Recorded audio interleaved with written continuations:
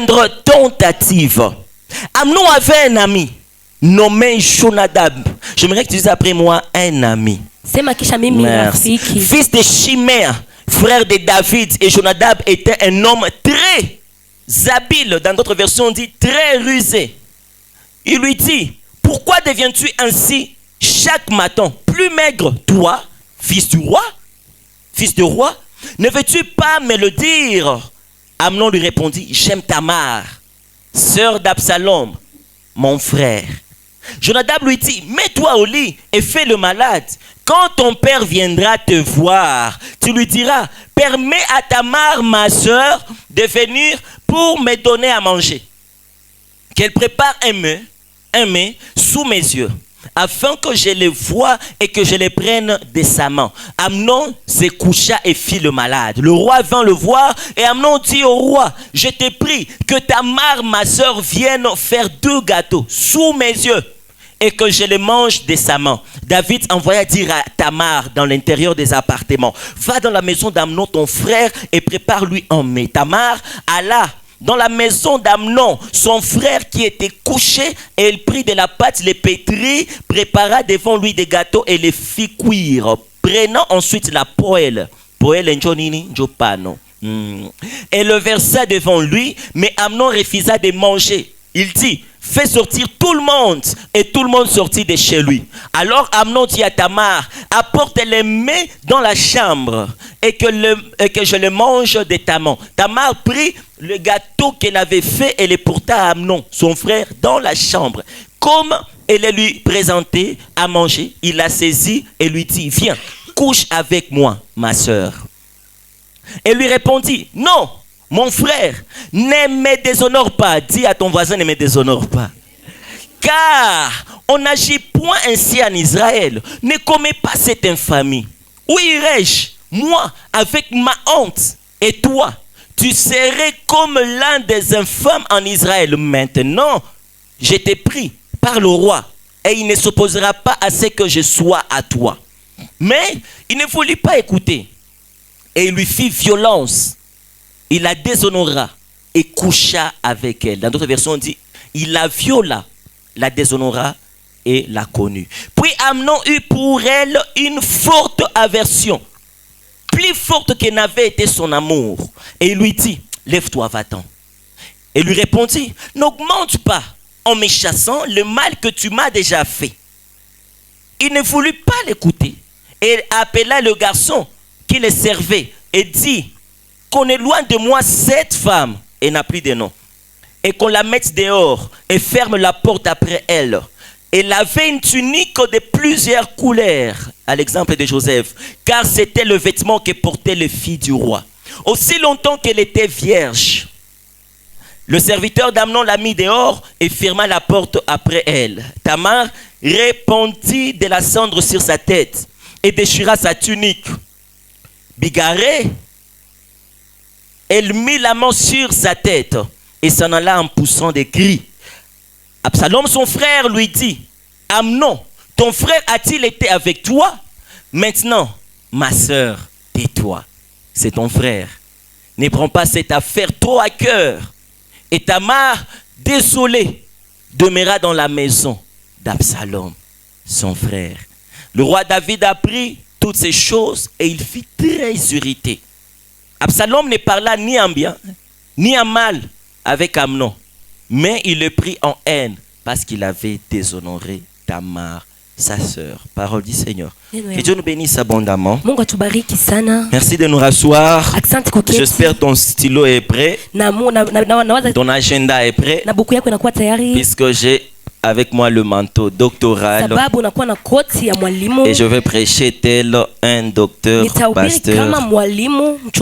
Alléluia. Amen. Alléluia. Amen. Nous sommes à un temps d'enseignement. Qui est venu ici pour l'enseignement? Qui est venu ici pour voir Dieu? Que Dieu vous bénisse abondamment.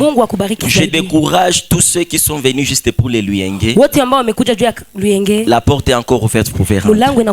Tout celui qui est venu pour que moi je lui voie. En tout cas ici, Hapa j'ai une vue où je vois tout le monde. niko naona mtu yote. Vous pouvez maintenant partir puisque je vous ai déjà vu. Unapaswa sababu nishakuwa. Mais j'ai pris Lakini pour naomba tout celui qui est venu ici pour yoyote yule Dieu, amekuja kujua que Dieu Mungu, te remarque, Mungu qu'il se akuangalie manifeste dans ta na vie. aonekane ndani ya maisha J'ai yako. pris que je sois un instrument de Dieu Nikuwe kiombo ya Mungu qui va, c'est ce qu'il va se servir ambaye pour atatumisha t'instruire, ili te akujenge convaincre. na akujaze. Absalom la victime. Absalome mwarika. Tel est notre thème. Ni hiyo inakuwa mada Il y a yetu. quelqu'un qui m'a écrit. Kuna kwa mtu ameniandikia, Pourquoi je vois sur les réseaux partout Absalom la victime? naona kwenye mtandao Absalom Pourquoi mwarika. vous célébrez Absalom? Sababu gani Je mnamtushia lui ai dit, on ne célèbre pas Absalom, Atukwe tunamringa huyo Absalom, mais c'est un enseignement lakini inakuwa mafundisho dénommé Absalom la ambayo victime. inaitwa Absalom Quand Dieu mwadhirika. m'avait accordé ces messages, Mungu amenipa hiyo jumbe, personnellement, j'en ai été béni kibinafsi et nimebarikiwa je m'attends à être béni na aujourd'hui. ninachunga kubarikiwa siku ya leo. Alléluia. Amen. J'aimerais souligner une chose. Ningetaka niweke kitu moja, C'est 2 Timothée 3,16. inakuwa Timotheo wa C'est pili. 2, c'est 1 Timothée. Toute écriture est inspirée de Dieu Kila maandiko inafundishwa na Mungu et utile na ya pour muhimu nous corriger, ili nous tufunze, convaincre ili et tukosoe nous instruire dans la na justice, ituweke ndani ya ukamilifu, afin que l'homme de Dieu soit ili mtu wa accompli Mungu akuwe et propre ameendelea à toute bonne œuvre. na afundishwe na kitu chochote J'aimerais kizuri. d'abord encourager Ningetaka nimtie un nguvu frère et une sœur en cellule. kaka dada, Si tu te veux kama être unajitakia utilisé par Dieu, utumikishwe na Mungu, sois quelqu'un qui aime kuwa mtu ambaye se unapenda laisser toucher par la parole de Dieu. kujiacha kuguswa na neno ya Mungu. Dommage dans ma génération, Ole juu ya hiyo les gens wakati yangu, n'aiment plus la parole de watu Dieu. hawapendi neno ya Mungu, Ils aiment plus la parole des hommes de wanapenda Dieu. neno ya watu wa Mungu. Dommage dans ma génération, Ole ndani ya hiyo wakati yangu, les gens watu n'aiment plus la vie dans la parole. hawana maisha ndani Nous ya sommes neno. devenus des fans des slogans. Tunakuwa watu wa Mais maslogan. j'aimerais aujourd'hui Ningetaka siku ya leo que tous ces gens qui aiment et s'affectionnent à la parole, hawa watu wote que wanapenda Dieu neno, rajoute encore la dose. Mungu aongeze Et tena, ceux qui n'avaient pas ces goûts, na wale walikuwa que Dieu wanayo vous en donne Mungu encore. awapatie tena. Voilà pourquoi la Bible dit, Ndio maana Biblia iko et nasema ceux du peuple na qui taifa connaîtront leur ambao Dieu watajua Mungu wao agiront avec fermeté. watatenda na nguvu. Pourquoi? Sababu Parce gani? que la vie chrétienne, Ni kusema maisha c'est ya une vie Kristo de secousses. inakuwa maisha ya c'est une vie mapumziko, de troubles, inakuwa maisha ya c'est une vie mapumziko, des épreuves, inakuwa maisha ya c'est une vipimo, vie de ni tentation. maisha ya vipimo. Alors, Ni ne sasa peut rester debout. unaweza wakia Pas celui qui parle en langue, hapana yule ambaye anasema kwa pas lugha, celui qui voit des visions, hapana yule ambaye anaona pas maono, celui qui prophétise, hapana yule ambaye anatabiri, pas celui qui donne des rêves, hapana yule ambaye anapana mais c'est marehema, lui lakini qui yule connaît le Dieu ambaye anajua Mungu qu'il sert. ambaye anamtumikia. Voilà pourquoi la question Ndio je te maana swali pose, ambayo nakuswali, connais-tu le Dieu unamjua en Mungu qui tu crois? ambaye unamwamini?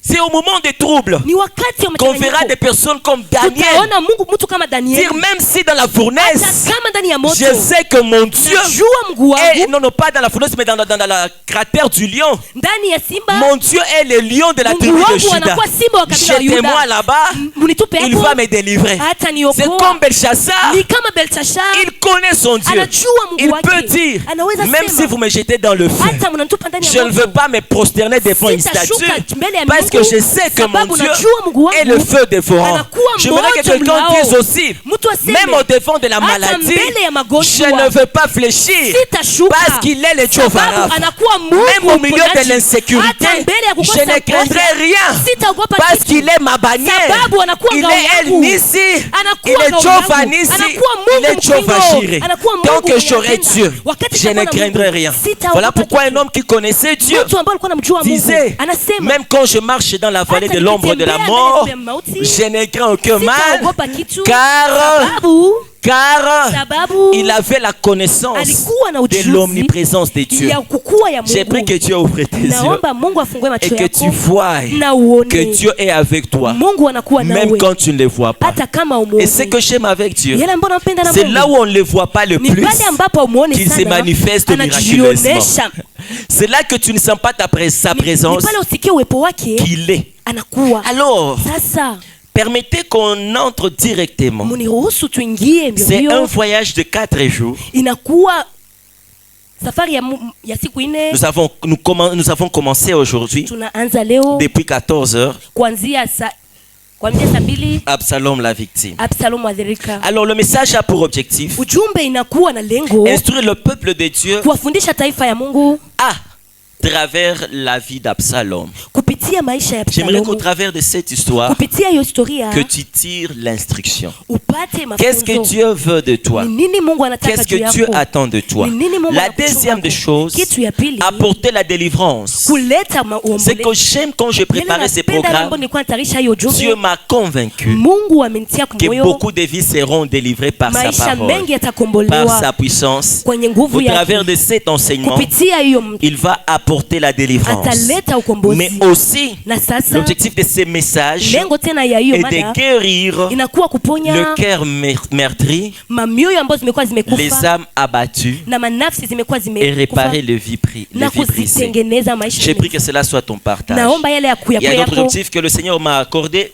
Mungu amenipatia J'aimerais qu'au travers de ces messages, kupitia hiyo ujumbe avertir kuwapanisha sur les mioyo conséquences juu ya matokeo de nos choix présents ya chaguo zetu za à leo notre avenir. juu ya ujio wetu. L'objectif de ces messages aussi Lengo ya hiyo ujumbe est de tena communiquer un esprit de sagesse inakuwa kupana roho ya hekima quant aux actions et aux réactions. kwa matendo na ya kufanya, Communiquer kupana un esprit de sagesse roho wa hekima quant aux actions kwa matendo et aux réactions. na kumafanya. Alors tu es là au premier jour. Unakuwa siku ya Je kwanza t'inviterai de ne pas manquer le deuxième, na kuita usikose siku ya le pili, troisième et le quatrième siku ya jour. tatu na ya nne. Aujourd'hui, le premier jour, Leo siku ya je kwanza veux m'attarder sur les portraits d'Absalom. nitaonesha kukua ya Absalomu, Et le deuxième jour, na siku ya pili on va parler d'un point important tutaongelea nukta ya muhimu que j'ai intitulé la dégénération. ambao nimesema Et dans kubadilishwa. la dégénération, Na ndani ya kubadilishwa nous allons survoler les actes d'Absalom en détail. tutaonesha matendo ya Absalomu ndani ya Le undani, troisième jour, na siku ya tatu nous allons parler tutasemea des détails juu ya undani de la vie d'Absalom sur la vie pratique. maisha ya Absalomu na maisha Pour ceux qui matendo. veulent avoir l'intitulé, le sous-thème du jour 3, Wale wanataka wapate sote, vous allez seulement écrire l'esprit d'Absalom. roho wa Le Absalomu. troisième jour, on parlera de l'esprit d'Absalom. Ni hapo utasemea roho ya Comment Absalomu. cet esprit travaille? Ni namna gani Comment roho l'esprit d'Absalom ni fonctionne? namna gani roho ya Absalomu Nous inatumika. entendons tous parler de l'esprit de Jézabel, Tunasikia sote roho ya de Jezabel Nicolaïde. ya Nikolaidi. Nous allons aussi parler de Tutasemezea l'esprit d'Absalom roho wa Absalomu le samedi. siku ya tano. Et dans ça, on va voir comment la mort d'Absalom nous apprend. Kitu gani Absalomu Et le anatufunza. quatrième jour, Na siku ya nne nous allons parler d'un thème important, tutasemea mada ya kawaida, coupable et victime. mwadhirika Et victime. Coupable et victime. C'est Mato. coupable na victime. Merci. Est-ce qu'on peut acclamer pour mon interprète d'abord? Je sens qu'on va se blesser mal ici. Alléluia. Alléluia. Que la grâce de Dieu t'accompagne au nom de Jésus. Amen. Amen. Alors, allons-y rapidement. Portrait d'Absalom. Kuoneshwa ya Absalomu. Alors, laissez-moi vous présenter Acha niwaoneshe Absalom. Absalomu. Beaucoup de gens Watu entendent parler de lui. wanasemea Absalomu. Peut-être plusieurs les connaissent Na watu wengi d'une wanamjua manière apparente. Mais aujourd'hui, j'aimerais vous Lakini présenter siku ya leo ningetaka niwaoneshe Absalom Absalomu un peu plus en détail. ndani ya undani. Qui est Absalom? Ni nani Absalomu? Absalom est le fils de David. Anakuwa mwana wa Daudi. Vous connaissez tous l'histoire. Mnajua yote Daudi. Il est le troisième fils de David. Anakuwa mwana wa tatu wa Daudi. Alléluia. Amen. Absalom Absalomu était bon, alikuwa mzuri. un fils bien, Alikuwa mwana tout mzuri. comme son père. Kama vile Qui babaye. connaît David dans ces lieux? Nani amjua Daudi mahali David hapa? était un homme bon. Alikuwa mtu mzuri. C'était un roi exemplaire. Alikuwa mfalme mwenye David Daudi a pris le trône alikamata kiti puisque Dieu sababu a Mungu destitué un homme alimtoa mtu appelé Saül. mtu anamwita J'aimerais Sauli. qu'on retienne bien ça. Ningetamani tu David était bon. Daudi alikuwa David mzuri. était beau. Alikuwa David mrembo. était aimé de Dieu. Alikuwa mpendo Quand wa il a Mungu. régné, Wakati il a alitawala, régné dans la paix, alitawala ndani dans ya la amani, bonté malgré ndani ya les uzuri, obstacles. ingawaje Et il vizuizi. était surtout Na alikuwa tena caractérisé par une chose, akionyeshwa na kitu moja, l'amour des femmes. mapenzi ya David wanawake. aimait beaucoup les femmes. Daudi alikuwa anapenda wanawake. Donc quand David passait, Wakati Daudi anapita, comme kama dans notre monde, ndani ya nous dunia savons yetu, que chacun a un défaut. tunajua mtu anakuwa na ubaya Chacun wake. a un péché Kila mignon. mmoja anakuwa na On dhambi peut dire yake. que c'est commun pour tous les hommes, Tutasema ni yote kwa mais wote. pour David, Lakini kwa Daudi aucun défaut n'était remarqué. hakuna kitu kibaya alikuwa David nacho. n'était pas cupide. Daudi hakuwa anapenda Vous pesa. savez, Mnajua l'argent et les biens, pesa na vina vizuri. avec lequel Salomon a construit les temples, Salomoni alijenga son père hekalu. lui a légué. Baba Donc alimwachia. David ne gardait pas les choses pour lui. Daudi hakukuwa anabeba Vous allez vitu. voir David, Mutaona Daudi il pouvait facilement alikuwa na urahisi laisser tout le monde manger à sa table. kuacha kila mmoja akule Donc ndani il ya meza n'était yake. pas égoïste. Hakukuwa mtu wa Il n'était kujipendelea pas mwenyewe. égocentrique. Hakukuwa mtu wa kujipendelea Une seule mwenyewe. chose Kitu kimoja qui caractérisait David, kilikuwa namuonesha Daudi c'était que ilikuwa David aimait le femme. Daudi alikuwa Et anapenda. là, j'aimerais bien Na souligner, hapa ningetaka ce nisauni n'est pas un péché. haiko dhambi. Aimer le femme Kupenda mwanamke n'est pas un péché. haiko dhambi. Avoir beaucoup d'amour pour la Kuwa femme na mapenzi ya wanawake n'est pas un péché. haiko dhambi. Draguer les filles Kumtongoza wanawake n'est pas un péché. haiko dhambi. Mais une chose, Lakini kitu David, Daudi son amour pour les femmes mapenzi yake na wanawake lui a poussé dans la ilimtuma polygamie. ndani ya kupenda wanawake wengi. J'aimerais dire à quelqu'un, Nataka niwaambie la mtu, polygamie de David kupenda wanawake wengi n'est pas un péché, haiko dhambi. parce qu'au temps de David, Sababu kwa wakati ya la Daudi, polygamie était hiyo kupenda wanawake acceptée. wengi ilikuwa inaitikiwa. Alléluia. Amen. Le péché ne péché Dhambi ni que dhambi quand il y a une loi wakati kunakuwa qui sheria prône sur le péché. ambayo inadumu juu ya Voilà sheria. pourquoi Ndio maana Moïse Musa était aussi polygame, non? alikuwa anapenda wanawake Moïse wengi. s'est marié à une femme étrangère. Aliuoa mwanamke wa Marie et Aaron ont critiqué Moïse à cause de ses Maria na mariages. Haruni wakasemeza juu ya Mais ils Musa, ont été frappés. lakini wakapigwa. Abraham, même chose. Abrahamu vile vile, Ketura, Ketura, Agar, Agari, Sarah, Sarai, toutes les femmes. wanawake d'Abraham. wanamke wote walikuwa wa Abrahamu. Peut-être Isa zimoya Isaac. Isaki. Alléluia. Amen. Quelle autre femme d'Isaac? Quelle autre? Mwanamke gani mwingine? Est-ce qu'on peut acclamer pour papa Isaac? Tunaweza kushangilia baba Est-ce qu'on peut Isaka. acclamer pour frère Isaac? Tunaweza shangilia kaka Isaka. À un temps où Wakati le mal est approuvé, vibaya mais vinaitikiwa, un homme se distingue. lakini mtu anaweka utofauti. Ah, j'aime bien cet homme. Napenda Que Dieu huyo nous mtu. accorde cette Mungu grâce. atupatie hiyo J'aimerais neema. dire à quelqu'un, Nataka nimwambie mtu, suivre la musique profane n'est pas un péché. kufuata ndule ya kidunia iko vibaya. Aucun verset dans la Bible Hakuna shairi ndani ya nous Biblia montre que c'est un péché. inatuonesha kama ni dhambi. Montre-moi le verset qui dit que suivre la pornographie est un péché. Unionyeshe shairi ambayo inasema kufuata hiyo pornografia ni vibaya. 66 livres. Montre-moi le verset qui dit que le copinage Unionyeshe est un shairi ambayo péché. inasema kupendana ni vibaya. Mais une chose, Lakini kitu ce n'est moja, pas parce que ce n'est pas écrit haiko sababu que nous haiandikwa. devons le faire. Parce que la Bible dit dans 1 Corinthiens 6, tout m'est permis, mais tout n'est pas. yote haiko. Tout m'est permis, mais tout n'édifie pas. Nous allons marcher dans une génération où il n'y a aucun verset qui prouve que la musique profane est un péché. Mais dans mes oreilles, zéro musique profane. Parce que mon corps est le temple du Saint-Esprit. Je n'ai pas besoin d'avoir un verset qui atteste que cela est un péché. Mais j'ai besoin de maintenir mon intimité avec le Saint-Esprit. Et tant qu'il y aura une chose qui va toucher à mon intimité avec le Saint-Esprit, je préfère m'en séparer.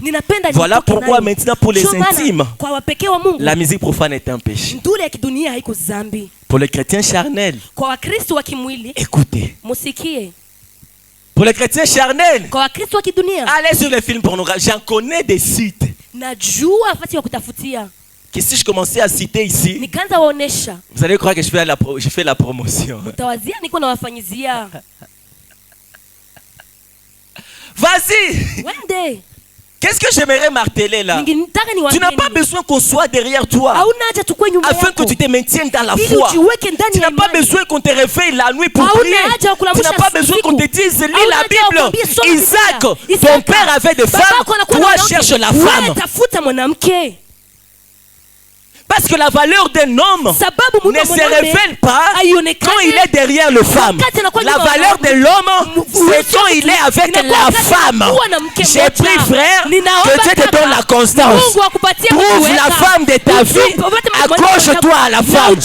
La Bible n'a pas dit Biblia ikusema l'homme quittera ses parents mtu anatoka kwa et wazazi wake, s'attachera à ses femmes. na ataingia kwa La Bible wanawake dit wake. l'homme Biblia inasema laissera mtu ses parents ataacha wazazi et wake, s'attachera à ataambatana ça. na mke. Voilà pourquoi Ndio maana le premier homme sur la terre mtu wa kwanza nous duniani a montré l'exemple alituonesha parfait. Il n'était pas polygame. hakukuwa mtu wa kupendapenda. Le premier Adam n'était pas polygame. Adamu wa kwanza Oh, bibi yangu iko na madefo. bibi yangu anakuwa na ubaya. Toi, tu as des défauts plus qu'elle. Wewe unakuwa na ubaya kumzidi kumsaidia. Une femme qui amène le péché dans l'univers. Mwanamke ambaye analeta dhambi ndani ya Une dunia. femme qui apporte la mort. Mwanamke ambaye analeta Une femme qui kufa. apporte la douleur. Analeta Une machungu. femme par qui Mwanamke la kupitia terre est yule. maudite. Dunia Mais inalaaniwa. Adam dit Lakini Adamu anasema Kibaya nikia les défauts nilisema c'est la chair de ma chair. Nilisema ni Si mwili wa elle a mwili des wangu. défauts, Kama anakuwa na ces ubaya, défauts donc inakuwa elle a tiré ametosha de moi. kwangu. Avant de pointer le doigt, kabla hujamshika ta mkono. femme commence d'abord par te Anza voir. kujitia Parce mkono que ce mwenyewe. qu'elle révèle, Yale ambayo anaonesha, c'est au centième de inaonesha ce yale que toi tu wewe gardes. unakuwa. Voilà pourquoi Ndio maana le Christ Mkristo, étant le mari, kukuwa étant mume, l'époux de l'église, kukuwa mume wa quand kanisa, l'épouse manifeste un défaut, wakati mwanamke anaonesha le ubaya, Christ Kristo ne condamne pas l'église, hakuwa anamshukia mais il mwanamke, accepte de lakini mourir anamwitika à kukufa cause de l'église. sababu ya Ça, kanisa. c'est l'exemple parfait Hii d'un inakuwa homme. kufuatilia ya Kristo. Alléluia. Amen. David, Daudi caractérisé par l'amour de femme. anaoneshwa na kupenda Quelqu'un va wanawake. dire, bah non, Mtu atasema hapana. David, comment? Daudi namna Vous gani? savez, David avait autant de femmes. Mnajua Daudi alikuwa na Nous wanawake. parlons des 1000 femmes de Salomon, Tunasemea juu ya mais Salomo. nous ne connaissons pas le nombre de femmes de Lakini David. hatujua hesabu ya wanawake wa Daudi. La Bible, Biblia. j'ai fait plus d'un an. Nimefanya J'ai mwaka mmoja. cherché à répertorier toutes les femmes de Niko natafuta David. niwaweke wanawake wote wa Papa. Daudi. Aha. Le nombre est long. Hesabu inakuwa mrefu. J'ai cherché à répertorier tous les enfants de David. Nimetafuta wana wote wa Daudi. Maman, Mama, la liste est longue. hesabu inakuwa mrefu. Oh, la tribu de Juda n'a jamais échoué. C'est parce que papa David a beaucoup enfanté. Ni sababu Daudi alizala sana. David, sa première femme était stérile. Mke wake wa kwanza alikuwa tasa. Michal était stérile. Mikali alikuwa tasa. Mais David avait d'enfants. Lakini Daudi alikuwa na wana.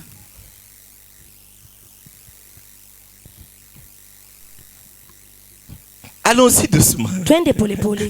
Vous voyez David? Munaona Daudi. Un jour, Siku moja David, son père lui envoie au champ de baba bataille. yake anamtuma kwenye David mapambano. arrive. Daudi Il anafika. voit Goliath. Anaona Goliath. David aime Dieu. Daudi anampenda Mungu. David dit, Anasema pourquoi il insulte Dieu? sababu gani na kwa Mungu? Mais la Bible dit, Biblia inasema David est parti poser la question. Daudi akaenda swali. Que donnerait-on? Watampa nini? Donnera-t-on? Donera-tu? Donnera-t-on? Que donnera-t-on Watampa nini? à celui qui tuera cet Yule ambaye incirconcis ataua huyu qui mtu insulte Dieu? ambaye On dit à David quatre choses. Wanamwambia kitu- Premièrement, kitu ya kwanza, il sera le gendre. David fait rima brade, je vais le tuer. tamuua.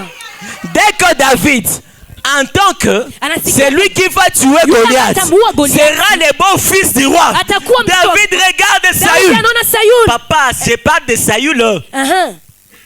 Que je vous présente la présentation de Saül. Niwaoneshe Sauli. Saül dit il était le plus élancé dans la tribu de Benjamin. Alikuwa mrefu sana. Costaud et beau. Alikuwa mzuri na mnene. Imagine les produits de Saül. Fikirie Sauli. Parlons un peu de la beauté. Hein. Tusemee kwanza urembo. Quand David voit Michal, Wakati Daudi anaona Mikali. David regarde et dit Makosa. hapa hakuna kupita. Ici y a pas question de Eli nikufie mapambani dans les champs de palipo bataille. nione Au lieu de mourir, uwa linanipita. au lieu de voir la fleur Frère, passer kaka. il y a plusieurs manières d'arroser la fleur. Kunakuwa namna C'est nyingi ya aussi se kumwagia- battre kunakuwa kupambana pour entretenir la fleur. ili watengeneze David sawa. dit, Daudi je anasema ne suis pas soldat, siko je suis un berger. nakuwa Mais mchungaji. cet homme, Lakini huyo moi, mtu mimi je veux le terrasser nitamwangusha pour avoir la fille du ili roi. nipate mtu wa Deuxièmement, on lui dit, kitu ya pili unamwambia sa famille sera exemptée de toutes les taxes.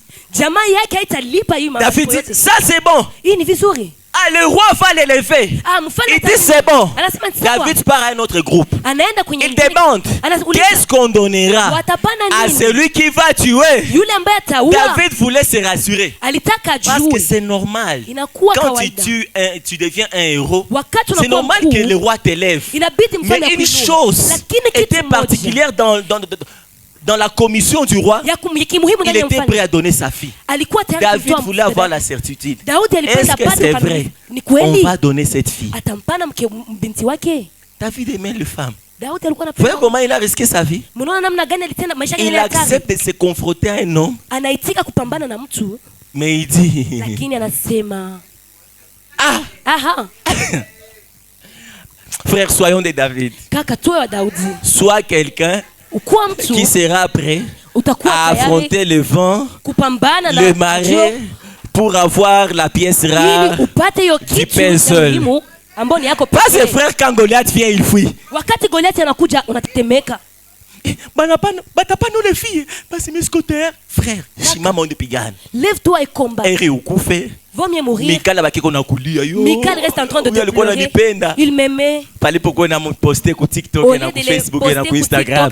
Na kupenda Mikal. Je t'aime Mikal. David aimait trop les femmes. Daudi alikuwa anapenda wanawake sana. David dit, Daudi anasema, moi je veux me battre. Mimi nitapambana. Donc vous comprenez d'abord ça. La motivation, hiyo kichocheo, c'était pas forcément haikukuwa tu de tuer Goliath pour être élevé. Ili ainuke. Mais c'était tuer Goliath Lakini kumuua Goliath pour avoir cette femme. Ili apate huyo mwanamke. David n'avait pas la facilité d'approcher les femmes. Hakukuwa na urahisi ya kusogelea David wanawake. passait tout son temps dans la brousse. Alikuwa kila wakati quand David a vu une femme wakati anamwona mke être présentée, anamuonesha David a dit, akasema, c'est l'occasion inakuwa parfaite pour moi d'avoir une femme dans ma vie. Frère, il y a des occasions qu'il ne faut jamais rater dans la vie. Si David allait laisser passer, il allait rentrer dans la brousse avec le brebis là-bas. Mais David a dit, je veux y aller. David avait 8 femmes principales. Donc il est un homme qui avait 8 femmes principales. 8 femmes principales, plusieurs femmes secondaires, plusieurs concubines et d'autres, pour ne pas exagérer, non connues. Même quand il voulait mourir, on demande au roi, quel est ton vœu? Quelle est ta dernière volonté? David a dit, comme je n'arrive plus à me lever du lit, qu'on m'apporte une fille vierge. Une fille vierge qui n'a jamais connu d'homme, qu'elle vienne dormir sur mon sein.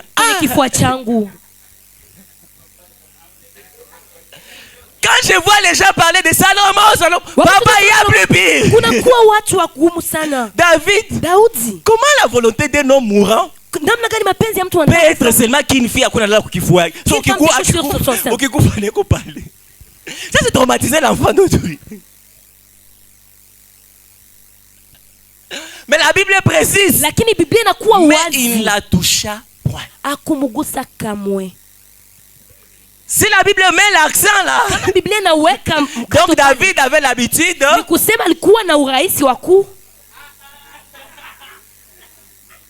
Bon, je vous fais remarquer ce que vous passez dans la Bible. C'est ça le ministère doctoral. Mais le titre David ne la toucha point. Donc la fille était seulement là en train de dormir. Et David se sentait bien. Il y a de ces hommes qui se sentent bien quand ils regardent le match. D'autres se sentent bien quand ils suivent les films et les séries. Mais il y a un autre, c'est quand il fait il y a des frères comme ça. Dans la présence de Dieu, il ne se sent pas bien quand on adore. Il se sent bien quand sa cuisse touche la cuisse.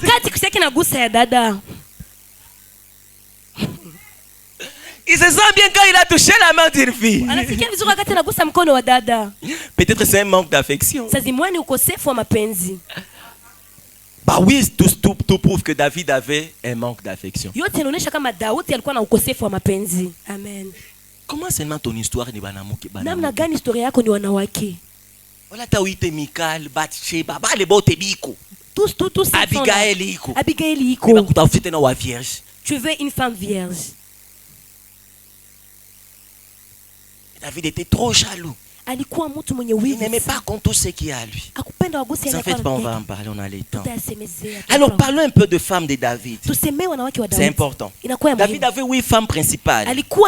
La première s'appelait Mikal. Mikal est la fille de David. Et de Saül plutôt. Dans 1 Samuel 18, 27. Et vous allez comprendre que Saül était roi. Donc Mikal était une princesse. David s'est marié à une princesse. La deuxième femme s'appelait Aïnoam de Jezreel. Elle venait de Jezreel. Dans 1 Samuel 25, 43, vous allez voir Aïnoam. La troisième, Abigail. Abigail était veuve.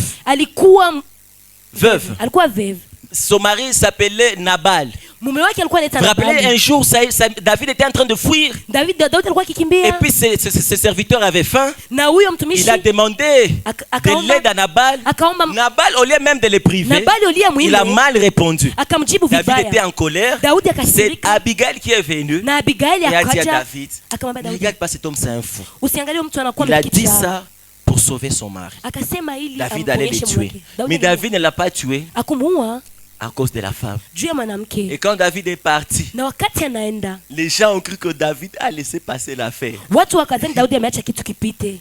David a attendu le moment opportun. Alichunga wakati nzuri, À un court instant, wakati kidogo Nabal est mort. Nabali akafa. Est-ce que j'ai dit que David a tué Je Nabal? nimesema Daudi aliua Nabali? Alléluia. Amen. Est-ce que j'ai dit que David a tué Nabal? Je nimesema Daudi aliua Mais Nabali? Nabal est mort. Nabali Qu'est-ce que akafa. David a dit? Daudi akasema nini? Allez prendre Abigail. Mwende mnikamatie Abigaili. Quand Abigail a vu les hommes venir le prendre, elle a dit, Abigaili watu wanakia David mkamata. te réclame. Daudi Elle a anakuita. répondu, Akajibu, je viens fraîchement de perdre mon mari. ninapoteza sasa mume wangu. Laissez-moi le temps de pleurer. Mniachie wakati ya kulia. David lui a dit, Daudi akasema, je te laisse seulement quelques jours. na kuachia siku fulani, Ne dépasse même pas un jour. isipite siku moja. Dès que le jour du deuil est fini, Wakati ile siku nimesema zinaisha, tu viens vite. unakuja mbio mbio.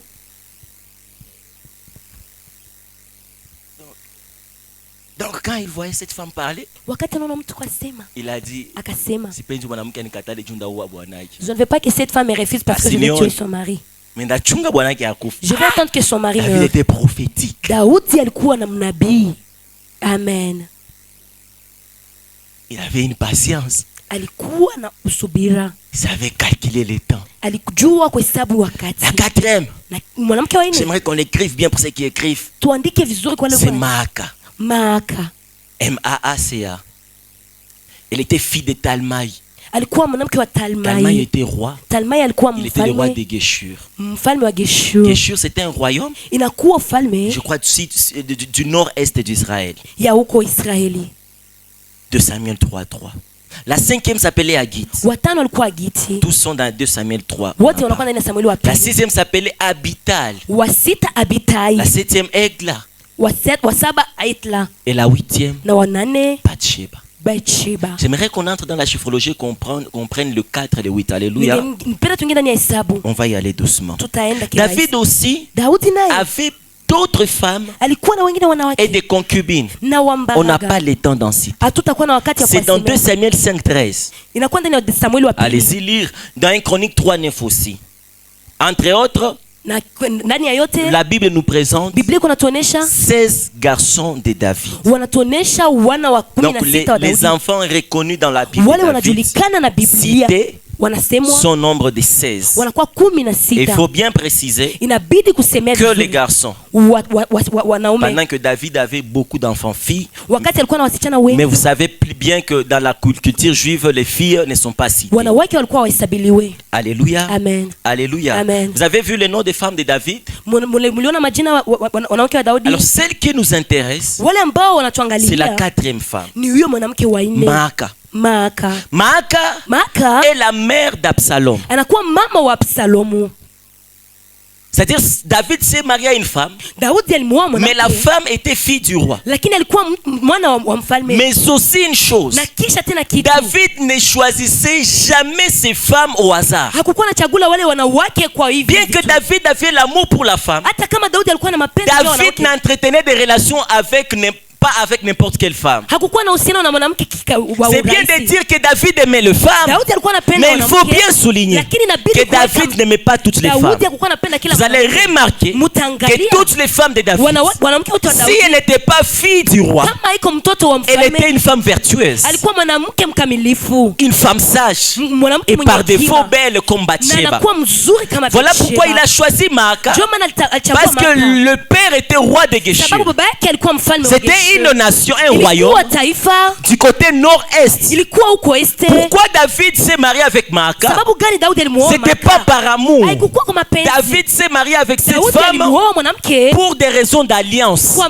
juu ya maunganisho. Vous comprenez un peu? Munaelewa? Il fallait que David Ilibidi Daudi se rassure être en alliance avec le royaume. ajue anakuwa na Alors uhusiano le na ufalme. royaume lui a Na hiyo donné ufalme la présence. ikampatia huyo Parce qu'à bwana. cette époque, Kwa hiyo wakati David était en train de se tisser des alliés. alikuwa iko nafanya mahusiano. Frère, Kaka. lorsque vous voulez entrer dans une relation, Wakati unataka ingana na mahusiano, la fille de David par Absalom, la victime, nous apprend: huyo mtu wa Absalom la vitina n'entretenons pas des relations au hasard. tusifanye uhusiano kwa Entrons kawaida. dans une relation Tuingie ndani ya parce que nous mahusiano poursuivons un but. sababu Parce tuko que na dans la lengo. vie où nous sommes en train Ndani ya de maisha ambayo vivre, tuko ndani c'est une vie intérêt. ni maisha Le yanakuwa na temps court maendeleo. tellement vite Wakati nakimbia que moi mbio, je crains mimi qu'une naogopa heure soit encore 60 minutes. wakati moja Des fois, tu regardes la vitesse du temps. unaangalia kitu Tu dis apparemment une minute, quoi que 60 secondes, n'est-ce pas? Unaangalia, unasema, Le temps court. wakati kuna kimbia Regarde maintenant là, on est tous assis là. sote tuneketi hapa L'argent ne marche plus. La situation n'est pas bonne dans la ville. nyakati yako Mais les mzuri jours ne s'arrêtent pas. lakini siku Mais des fois, on se réveille. na wakati ingine On tunalamuka est juste dans le téléphone. tunakuwa ndani ya On simu regarde, il est déjà 17 heures. tunaangalia saa Je dis ça, c'est une journée perdue. tunaangalia ni siku Des fois, je regarde cette année, je dis, bah non. kanasema Quand je hapana serai en train de compter mon âge, niko nahesabia je miaka serai en train yangu de dire mon âge. nasema Et miaka puis je yangu dis enlever 2025. nasema mtoe Parce que hiyo déjà mwaka 3 mois perdus. kwa sababu miaka Dieu yote seul imepotea. sait si on ne va pas perdre le reste. Mungu yeye pekee Le anajua temps kama hiyo. court vite. Wakati kuna Ce n'est pas le moment de se mettre dans des histoires pour haiko perdre le wakati temps. ya kupoteza wakati Frère, kaka ce n'est pas le temps d'entretenir des relations haiko d'amour wakati ya scolaire. mahusiano ya Si tu n'es pas objectif, lève l'enfant d'autrui. kama hauna shabaha Si cha tu as mtoto wa l'objectif, watu vas-y là-bas. kama uko na shabaha Sœur, dada ce n'est pas le temps haina d'entretenir wakati 50 ya relations. kuingia na uhusiano mengi Batakupiga mulonge. batakupiga Sois mlonge. dans une chose, Ingia ndani ya parce qu'il y a kitu, des gens qui sont objectifs. sababu kuko mtu anakuwa David na avec lengo. Maaka, Daudi ce alikuwa n'est na pas une Maaka. histoire de perte de temps. haiko wakati ya kupanda C'est une wakati histoire de royauté. inakuwa Tu historia ya- m'acceptes, Unanitika. on entre en alliance avec ton Tunaingia père. na uhusiano na Tu baba me yako. refuses, Unanikataa. je fais la guerre à ton père. Ninafanyia baba yako Le vita. temps vient Na- où wakati tu entres unakuja. dans ma vie, Unaingia ndani tu ya maisha veux yangu. m'amener les histoires de pactato Unaniletea là, mahusiano vitu de haina maana. commérage. Ya vitu Je haina te maana. dis, Na kufukuza. sors de ma vie. Toka ndani ya maisha Le yangu. temps n'est plus Wakati aux haiko critiques. ya Le temps kusizozana. n'est plus Wakati haiko à parler des autres. ya kusemea wengine. Parle-moi de l'avenir. Niambie mimi Parle-moi ujio. de Dieu. Niambie Si mimi tu ya veux me Mungu. détourner de l'essentiel, Ukitaka nigeuze na moi maana, je veux t'éloigner de ma vie. mimi nitakuweka mbali na David maisha. Daudi aimait les femmes, alikuwa anapenda mais wanawake. toutes les femmes Lakini wanawake étaient wote bien choisies. walichaguliwa Et vizuri. la David Na Daudi en a fait des principales. aliwafanya Malheureusement, wamuhimu. nous sommes là. Ole tunakuwa Nous hapo. croyons être trop jeunes Tunawazia pour tunakuwa avoir vijana tout sana. notre temps. Ya kukuwa na wakati Toi, wote. tu veux être ami à tout le Wewe monde. unataka ukuwe rafiki ya kila C'est mmoja. vrai, il faut être ami. Ni kweli inabidi kuwa na David marafiki. aimait les femmes, Daudi alikuwa mais au anapenda moins il wanawake. avait 8 femmes principales. Lakini alikuwa na Mais wanawake il y a wa muhimu. quelqu'un qui est ici. Kunakuwa mtu Il a anakuwa 50 amis principaux. anakuwa na warafiki wengi wa maana. Comment les quoi filles qu'on a besti 82? Tu es une fille mais tu as plusieurs besties. Eve wa Eve alifanya besti umoja akakula tunda. Besti tu moja nyoka. Rafiki mmoja. Bakaanza ongea parce qu'avec les besti mnaongea mambo ya siri. Les meilleurs amis vous causez les Besti umoja tunateseka leo. Vita ni histoire ya besti. Kuzana na ujungu ni histoire ya besti. Masumu tuko napatiana mwa iko juu ya besti. Mais tuko na badada mwa bapendi achana na babesti. Les sœurs ne veulent pas Oh, ma sœur. Dada yangu. Hein? Ma sœur tu notre mère. Dada yangu wa mama mwingine. Sasa wanakuambia ke babako ni mbaraga Quand on unakataa. te dit que ton père est impudique, tu ne vas pas accepter.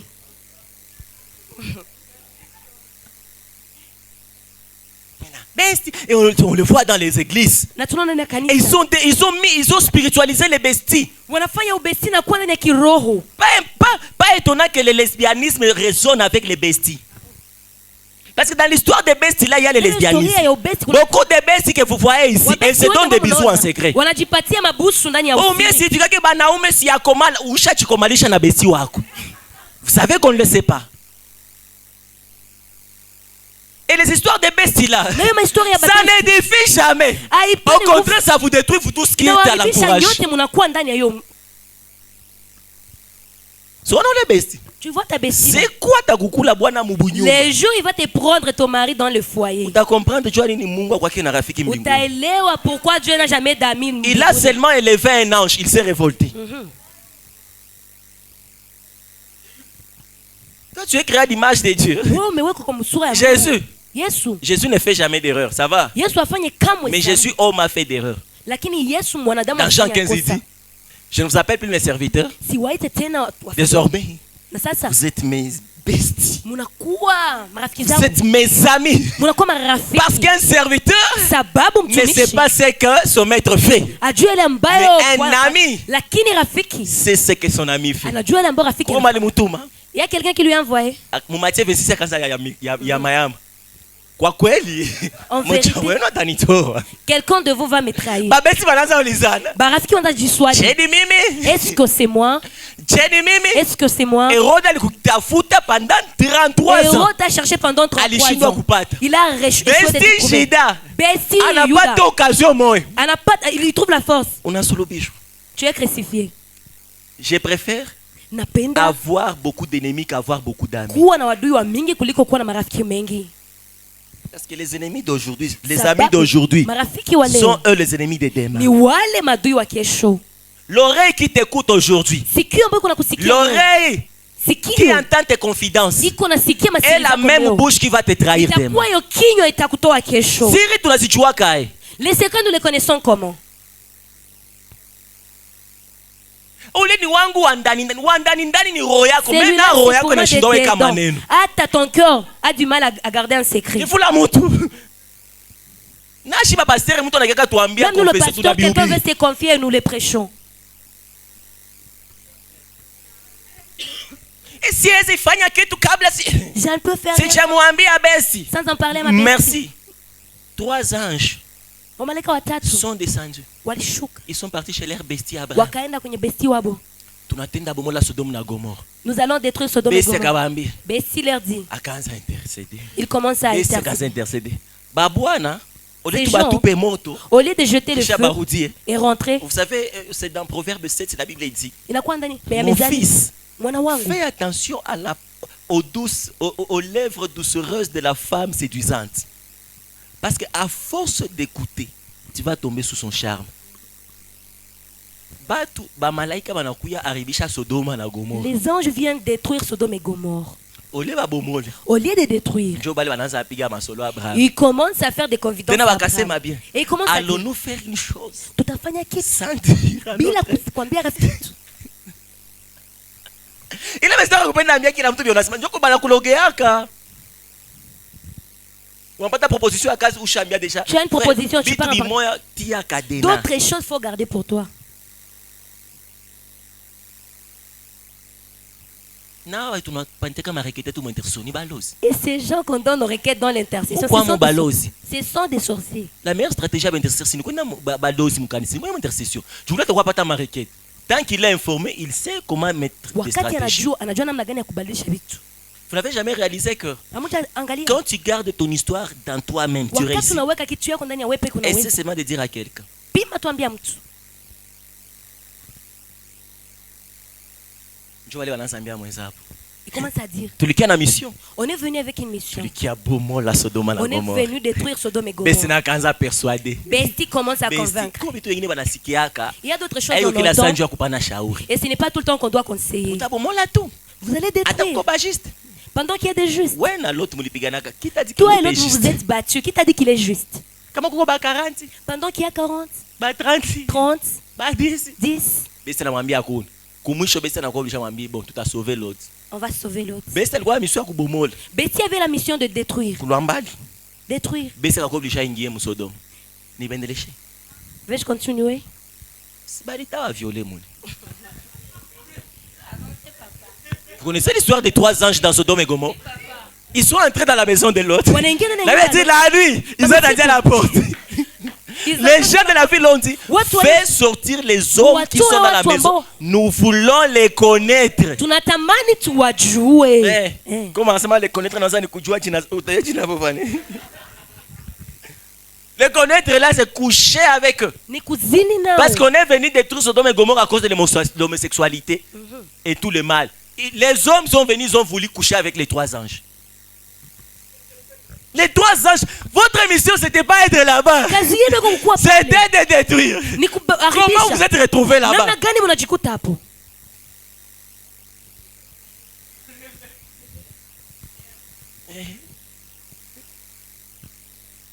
Des fois, vivez votre vie seule. muishi maisha yenu Quand tu es pekee. né, Bestie n'était pas là. Wakati ulizaliwa bestia C'est kukua peut-être la maman de ta bestie là qui combattait ta maman à ta Oh. grossesse.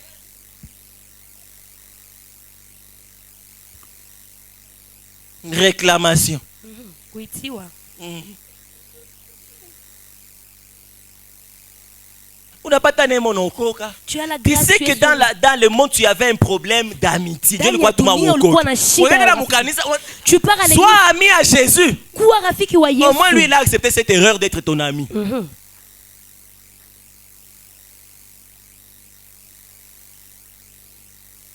Mukanisa tuko ba frère na ba sœur, Dans tuko ba l'église, ami. on est frères et sœurs. Mais ya bubesi tubiachie dunia. Tutageuka ba pede hapa. Yo.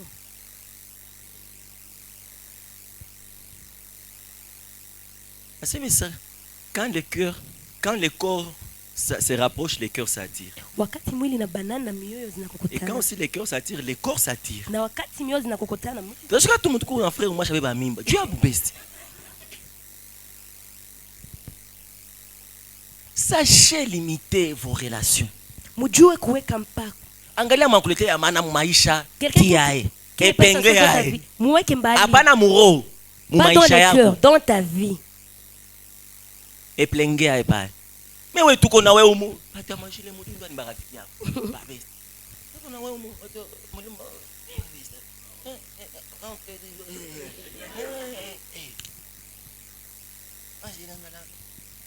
Siona ba métis mingi balizaliwa ka mutoni. Ba espagnol wanakia kwa ba maître ba esclave ou esclave na kwa besti wa maître.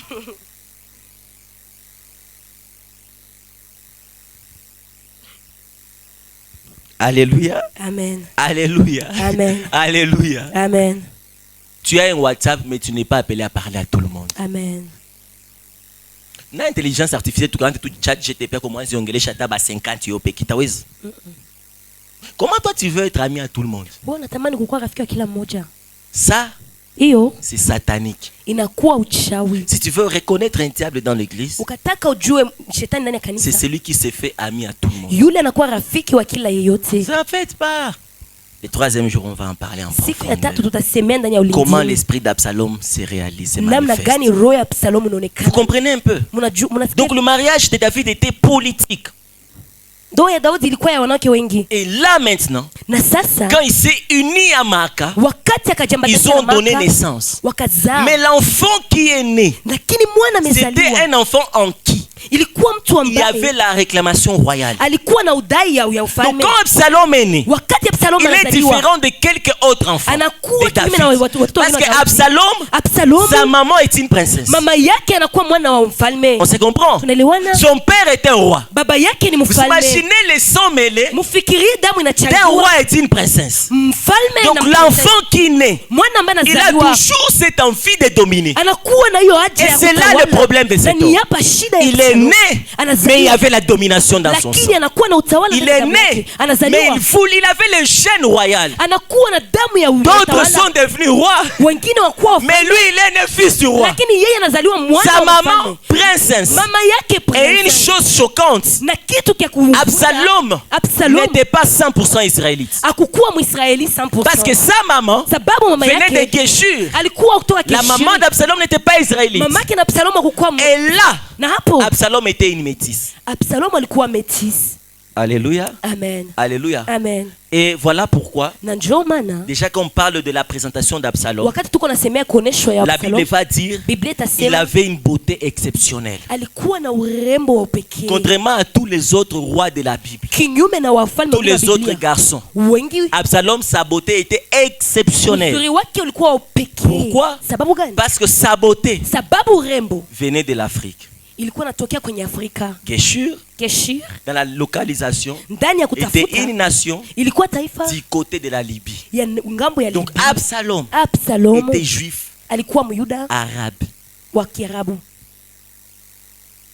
Vous imaginez le portrait d'Absalom? Munaangalia kiumbile cha Absalom, C'était une métisse. alikuwa métis, C'était pas un blanc. hakukuwa mweupe. Vous connaissez les Arabes, non? Mnajua Waarabu Ils sont belles ou pas? Maintenant, on met la beauté de David. sasa tunatia urembo wa Daudi Et on met aussi la beauté arabique. na urembo wa Kiarabu Et puis naissance. Pouf. na kisha uzao pa Absalom. Son Absalom. père Babaye lui a donné un nom. akampatia jina Absalom. Absalom. Qu'est-ce que signifie Absalom? Nini nasemezea Absalom signifie le Inasema, père et la paix. Le père et la paix. baba na amani. Le père et la paix. Baba na amani. Et être. Baba ni iko amani. Baba ni amani. Baba ni amani. Le père et la paix. Baba ni amani. Absalom signifie Absalom ni kusema père de paix. baba wa amani. Ça va? C'est le père et la paix ou encore père de paix. Baba wa amani. Alors, Sasa Absalom est le troisième fils. Absalom ni mwana wa tatu. Vous savez tous Mnajua que le nyote chiffre 3, namba ya tatu c'est l'attachement. inakuwa kuambatanisho. Donc c'est un fils Ni mwana qui par prédestination tangu uzaliwo était attaché au cœur du père. ameambatanishwa na moyo wa baba. On se comprend? Tunaelewana? Il était attaché. Alikuwa na mbatanisho. Et Dieu dit à David, Na Mungu anamwambia Daudi, toi tu ne vas pas me construire un temple. wewe utanijengia hekalu. Pourquoi? Sababu gani? Parce que tes mains sont remplies du sang. Mikono yako Des inajaa na sangs. damu. Mais Lakini ton fils mwana qui wako naîtra dans ton sein, ambaye atazaliwa ndani ya celui-là nyumba yako construira ni yule parce qu'il atanijengea, régnera dans la paix. sababu atadumu ndani ya amani. Et quand il enfante le troisième fils, Na wakati anazaa mwana wa tatu il lui donne anampatia un nom jina qui signifie ambayo nasema le père baba et la paix, ni amani ou le père de paix. ama baba wa amani. Je vous dis toujours aussi, Nawaambia kila leo Dieu, Mungu pour définir notre mission, ili aweke il les révèle dans notre nom. anaionyesha ndani ya jina Si yetu. le fils qui doit remplacer David Kama mwana ambaye atatoa doit être un Daudi artisan d'épée, atakuwa mleta pourquoi amani. Absalom Namna gani Absalom est le père d'épée? anakuwa baba wa imani Wa wa Aman. amani? Donc la paix va régner par qui? Amani italetwa na nani? Quand un fils entend la signification de son nom, Wakati mwana qu'est-ce qu'il anasikia se dit en lui? anachambia nini? Ah, Aha. mon père a fait une prophétie que un de Baba ses yangu enfants alikuwa na ujumbe kama régnera mtoto dans mmoja la paix. atadumu Et ndani moi, ya amani. Absalom, Na mimi je Absalom m'appelle ninaitwa le père de paix. baba. Et là, Amani. j'aimerais bien souligner Pale ningetaka nisaini Salomon n'était pas encore dans les plans de la naissance. Salomoni alikuwa hajakuwa ndani ya plani ya kuzaliwa. Salomon est venu après des années. Alikuja mbali. Absalom était le grand frère de très loin. Absalomu alikuwa kaka wa mbali sana. Donc, quand Absalom se voyait, il disait, Wakati Absalomu anajiona anasema, ça, mimi c'est le portrait d'un roi. inakuwa kionyesheo ya Il mfalme. regarde sa beauté. Anaangalia Il urembo. dit, bah non, Non. on a non. No, angalia Un homme mnoni. qui peut aimer une femme et ne sait pas comment draguer. Anapenda mwanamke ajue namna gani ya Mais kumtongoza. moi, je marche. Mimi Les natembea. femmes sont derrière moi. Wanawake wanakuwa nyuma yangu. Salom disait, Absalomu qui peut anasema, être roi si c'est nani atakuwa mfalme kama sio mimi? père de paix? Baba wa Il était amani. tellement beau. Alikuwa mrembo sana. Les principales qualités, parlons-en. Ilikuwa kitu kikabambi. Dans 2 Samuel 14, 25, la Bible dit, il n'y avait pas un homme dans tout Israël qui fut aussi renommé qu'Absalom.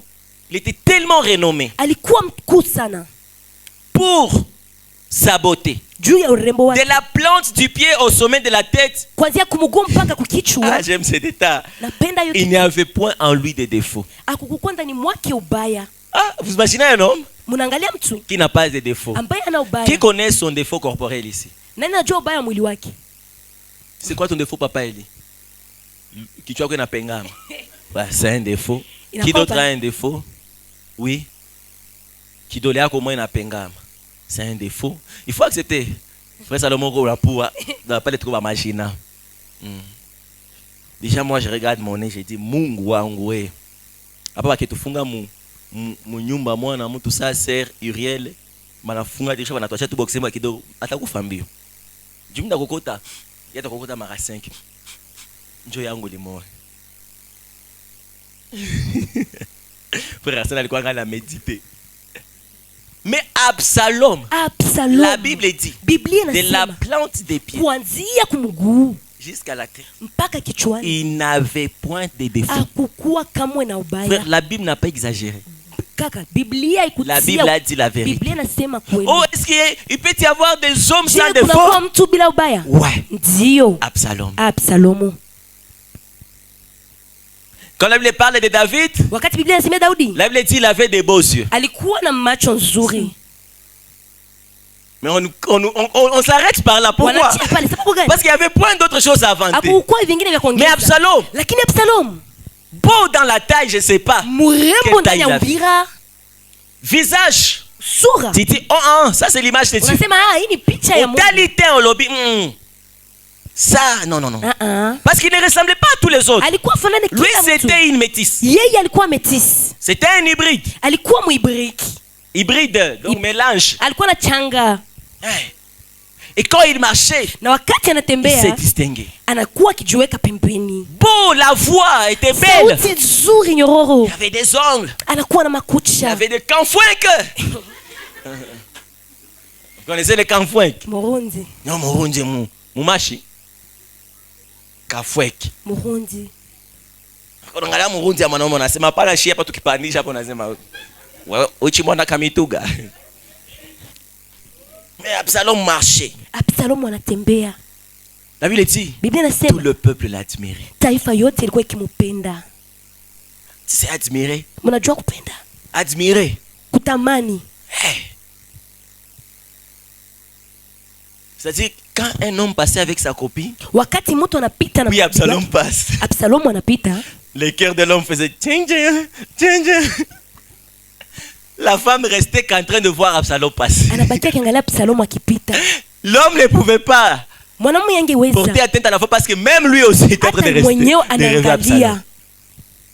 Absalom était beau. Alikuwa Et il a mrembo. grandi dans ça. Na akakomala. Je ne sais pas les femmes belles, les filles belles ici. Sijua Je dada ne sais pas warembo. comment vous vivez. Sijua namna gani Mais je sais une mnaishi. chose. Lakini najua kitu Que moja. fille wakienda na wamwebaya. Une fille belle et une fille Différence. laide. Il y a une Na différence. waka certitude. C'est la certitude.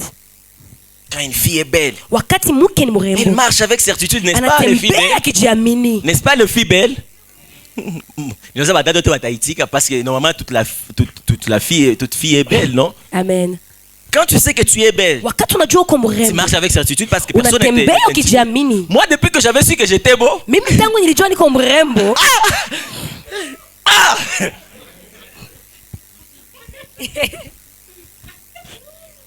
des fois je dis ne regardez même, parfois ne regardez pas ma chrétienté, regardez ma beauté. saa zingine msiangalie Ukristo wangu. Donc on a tembea quand les certitudes, n'est-ce pas? Mnaangalia hiyo kujiamini. Tembea quand la certitude. Mm. Mais Absalom était beau. Absalomu alikuwa Des mrembo. tailles de figure. Wa umbira na Kila nguo ilikuwa na munata. toute personne l'aimait. Kila nguo. Ah, tout habit l'allait bien. Frère Fortina, après les tout voilà quand moi na kwa sasa kiengine na kufa. Ça pour counter c'est na kufa ça joker mais ye yake yote ilikuwa na mubanaka Absalom. Donc mbele yake we uko kikoropo ya mtoilette. Tena pana kila toilette. Yetu. Faut bien préciser parce que toilette zinapishana.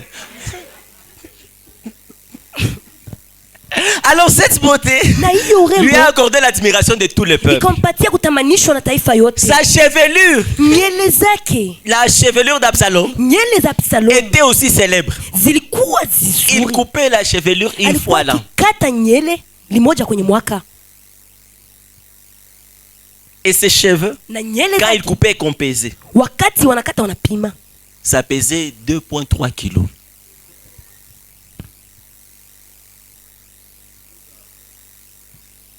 Déjà sa fille aliona Absalom anapita, fille anaanza aona batoto yake afia batakuwa na nywele za mingi. Amen. Parce qu'à un moment tu courtises la fille, je te peux courtiser, mais à un moment tu regardes tes enfants. Des fois unaangalia poa yako, unaangalia na poa ya fille, unasema hapa tutazala rochero. Ni conseil niko babati, alléluia. Amen. Ça mtafa choix. Ça moi mapenzi ndio. L'amour, oui. Ça ungali kijana. Mais ça déjà unaanza wazio kumbele. Unaangalia unasema Tu vois et tu dis, mtoto mon enfant, asituzeeke. qu'il ne vieillisse pas. Des fois tuko na mimi bazazi tunajua mlikufanya nini? Onga tu mkatana na wewe onga cha msimudragi. Kama tu mna gisi niko mnapenda. Ah, je dis, oh mon père, tiens un gros nez, tu pars chercher encore. Ah, je souffre. Nateseka. Porque nikicheza filme ya clown sina hata besoin niti. Kwa hiyo peke bakiongeza tena mask ya clown sitafunika na macho. Mama nilikuwa kana zashinda na chaka mapenzi hapa. Jupua hii.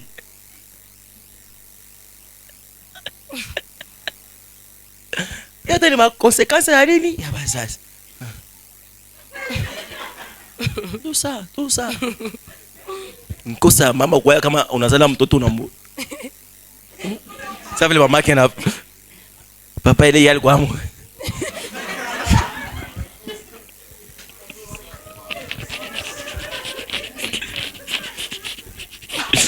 Mais Absalom, quand lui il passait, wakati Absalom anapita, toutes les femmes se retrouvaient en lui. wanawake wote wanajikuta ni wake. Donc il était le genre Alikuwa mtu de toutes les femmes. ya wanawake wote. Parce que des frères, Kaka, j'aimerais te dire une vérité. ningetamani Peu nikupe kweli. importe ta beauté, tes qualités, Ingawaji uzuri tu n'es wako pas le genre de toutes les femmes. hauko kukua ya wanawake wote. Eh oui. Moi, il y a seulement une femme qui me regarde, elle regarde seulement mon nez et dit beauté annulée. Mais Absalom, Lakini Absalom lui il passait. yeye anapita. Elle est femme mariée, elle est célibataire, elle est vierge. Basé wanaenda na mchoni ni zaliwaka mbele ya mtoto. C'était beau. Alikuwa mrembo. Absalom 2 kilos de cheveux. alikuwa na nywele zirefu sana. Donc en face d'Absalom, toutes les sœurs ici ont des calvities. Si les cheveux pesaient 2 kilos, ça mesurait quelle taille? Allez-y méditer.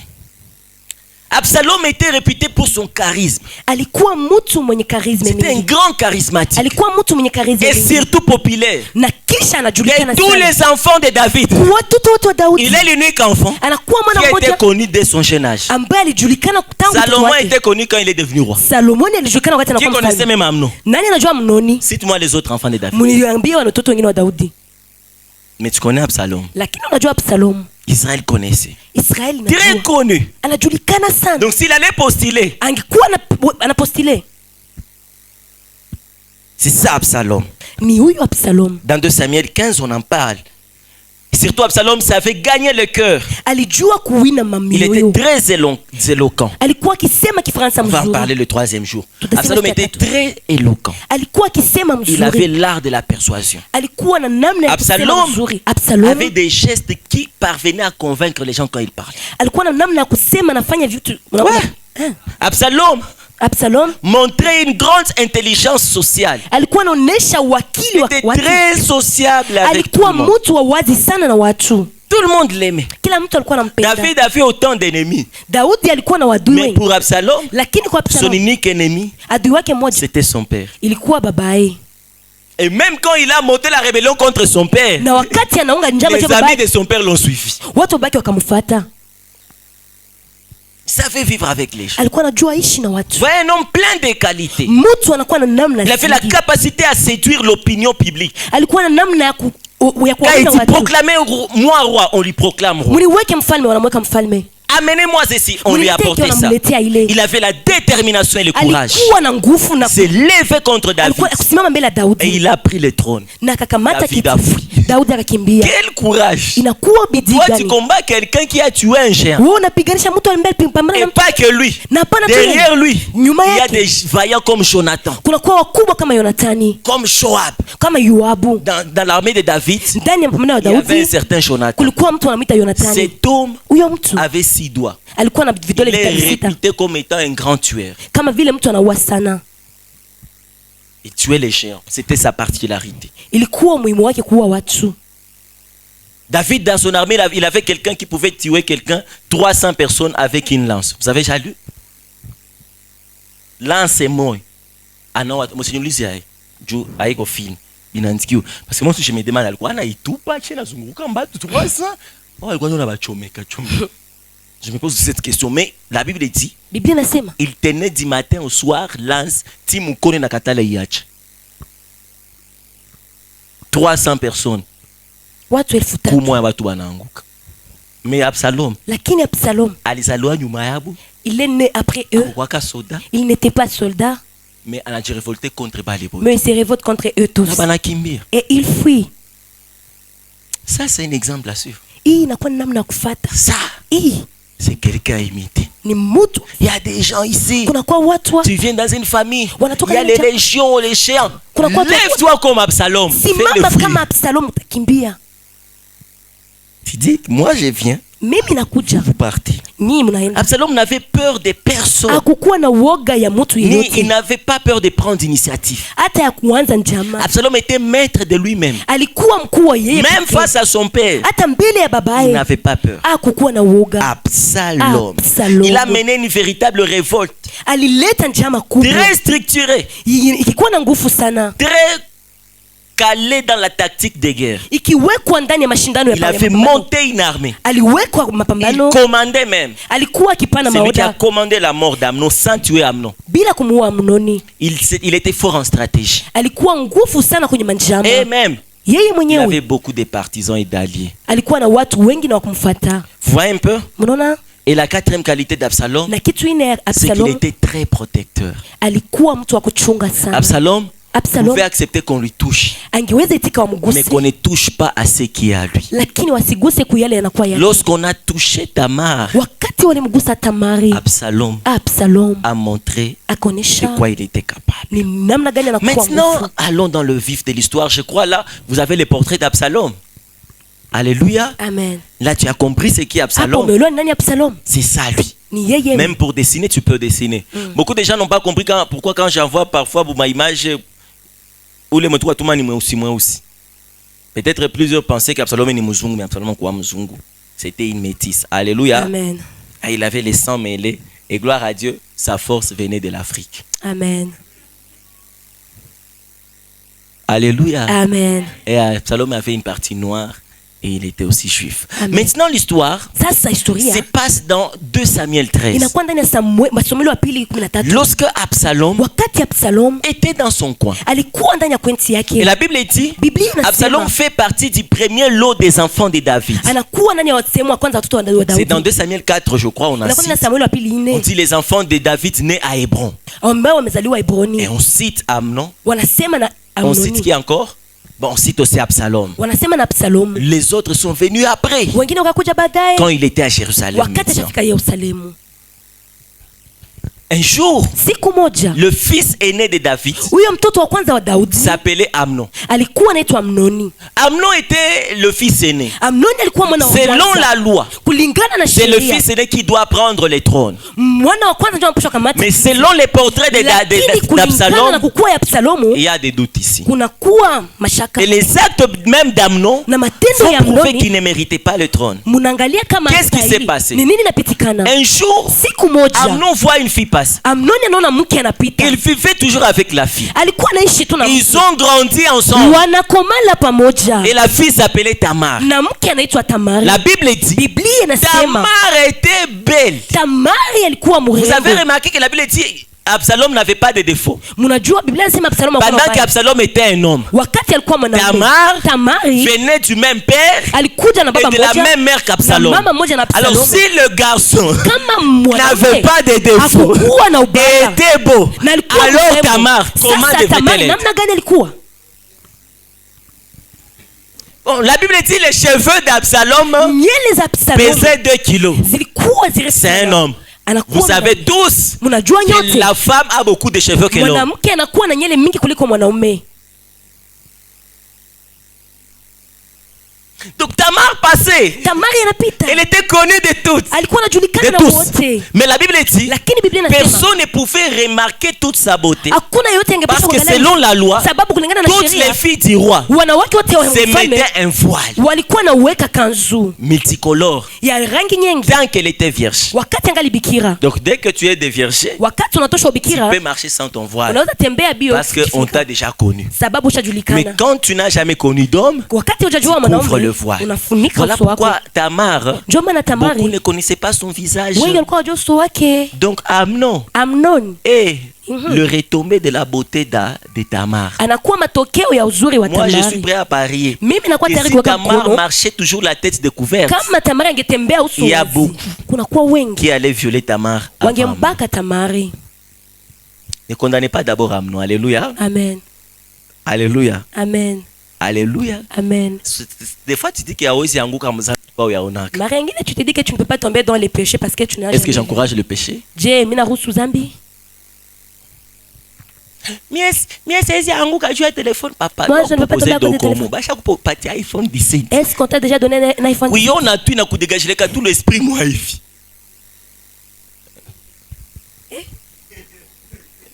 On se tire que tout hein. Ushakuwa mbele ya iPhone. Na gari zinapisha. Kwa gari unaona na kupita au usikie kitu, auone kitu. Mimi kwa gari inapita kama unakuwa na tendency upige lusako na wewe umeko ndani. Oh mi asiwezi itika lift. Abayaka kupa lift mugari. On a donné le lift. Hizi ma Tesla tu ningia mgomashi wanakwambia, "Nati, unaenda wapi nikubebe?" Sema upe au itika ke lift. Utasabu atasema, "Nini nitakote kwa unaenda?" Eri tu ni selfie mugari. Kisha kujiselfie wana kuselfie. Avant des fois de juger les gens, kabla hujahukumu watu, mettez-vous à leur place. Mujiweke kuna nafasi yao. Encouragez Joseph. Mupigie Yusufu mikono. Peut-être aussi la femme de Potiphar. Sazi moya mwanamke wa Potifa.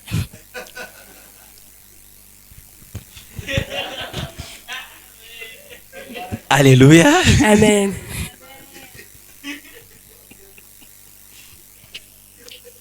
Joseph n'a pas cédé. Yusufu akujitoa. Il est resté fort. Akabaki imara.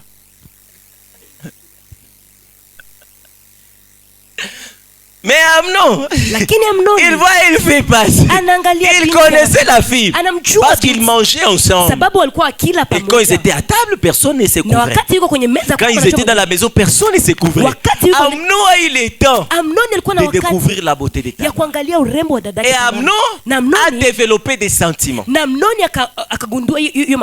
pour Tamar. Il y a beaucoup de gens ici qui même peut-être ils sont en couple. Ce n'est pas parce qu'ils s'aiment, mais c'est parce qu'ils ont beaucoup de temps ensemble. Et le temps d'être ensemble, ils ont commencé à développer. Ça arrive. Voilà pourquoi la plupart ont connu l'amour scolaire. Unaweza penda fiwa mu class, unaweza penda fiwa mu auditoire. Unampenda haiko sasa haiko mapenzi ni juu. Sasa yote unaanza muona. Sura yake shabakia d'actualité mwe. Tu vois son visage tout le temps. Na uona ke wengine ba filles. Et tu ne vois pas d'autres filles. Donc on a tout mu mariage embrasser la mariage on a ministre. On t'en a changé.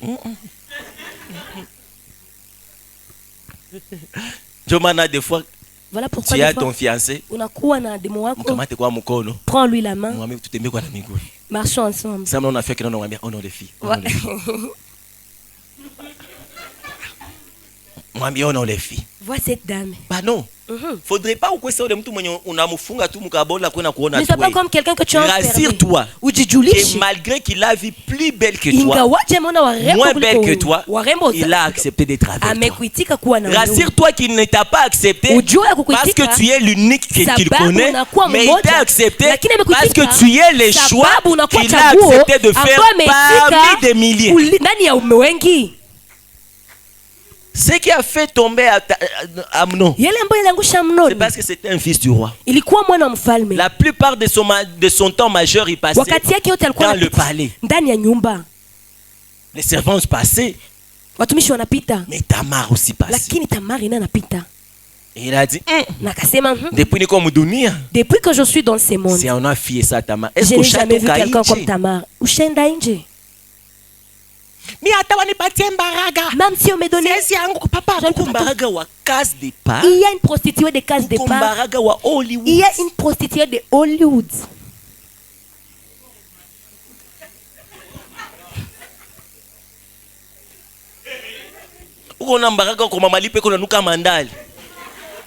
Chérie, wa Hollywood eko nanuka parfait ni bati jina parfait ya bei Zara iko nakuja Zara donc anapita parfait ya mkantiki ton parfum m'attire.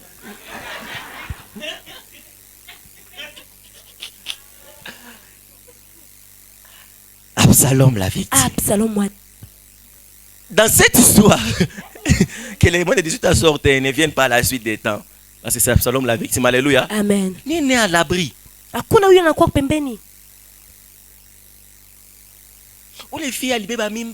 Cette femme a été engrossée comment? Frère, sœur. Ton père te paie des lotions. Il y a des filles ici. Si elle ne trouve pas $10, elle et sa maison ne vont pas manger.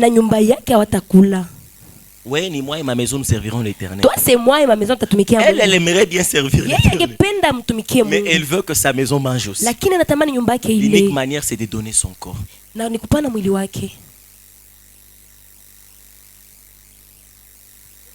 Ce que je nous demande aujourd'hui, au travers de cet enseignement d'Absalom, ne soyons pas des gens prêts à juger avant de connaître l'histoire. Pourquoi il a fait ça? C'est arrivé comment? Comment?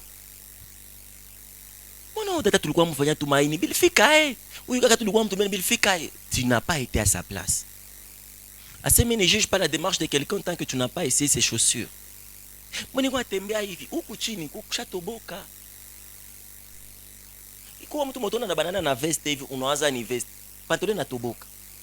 L'unique manière de couvrir, c'est de mettre quelque chose dessus. Oui, ou les anadjis, soumaka bouma veste, ou chaque avant la pantalon yaki. Amnon, regarde la beauté, il dit non. Et après, qu'est-ce qu'il fait? Ah, c'est quoi, qu'est-ce qu'il y a? Amnon commence à aimer Tamar. Amnon n'était pas encore mauvais. C'est normal. Et dans la loi, c'était normal qu'un frère épouse sa soeur. C'était normal. Amnon a commencé à aimer.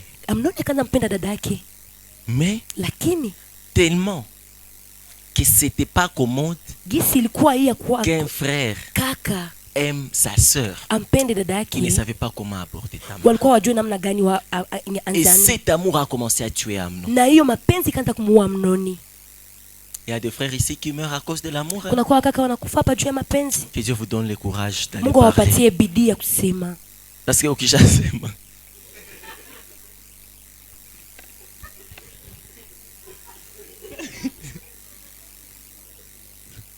c'est comme mtapataje au circuit nawaambia kila siku.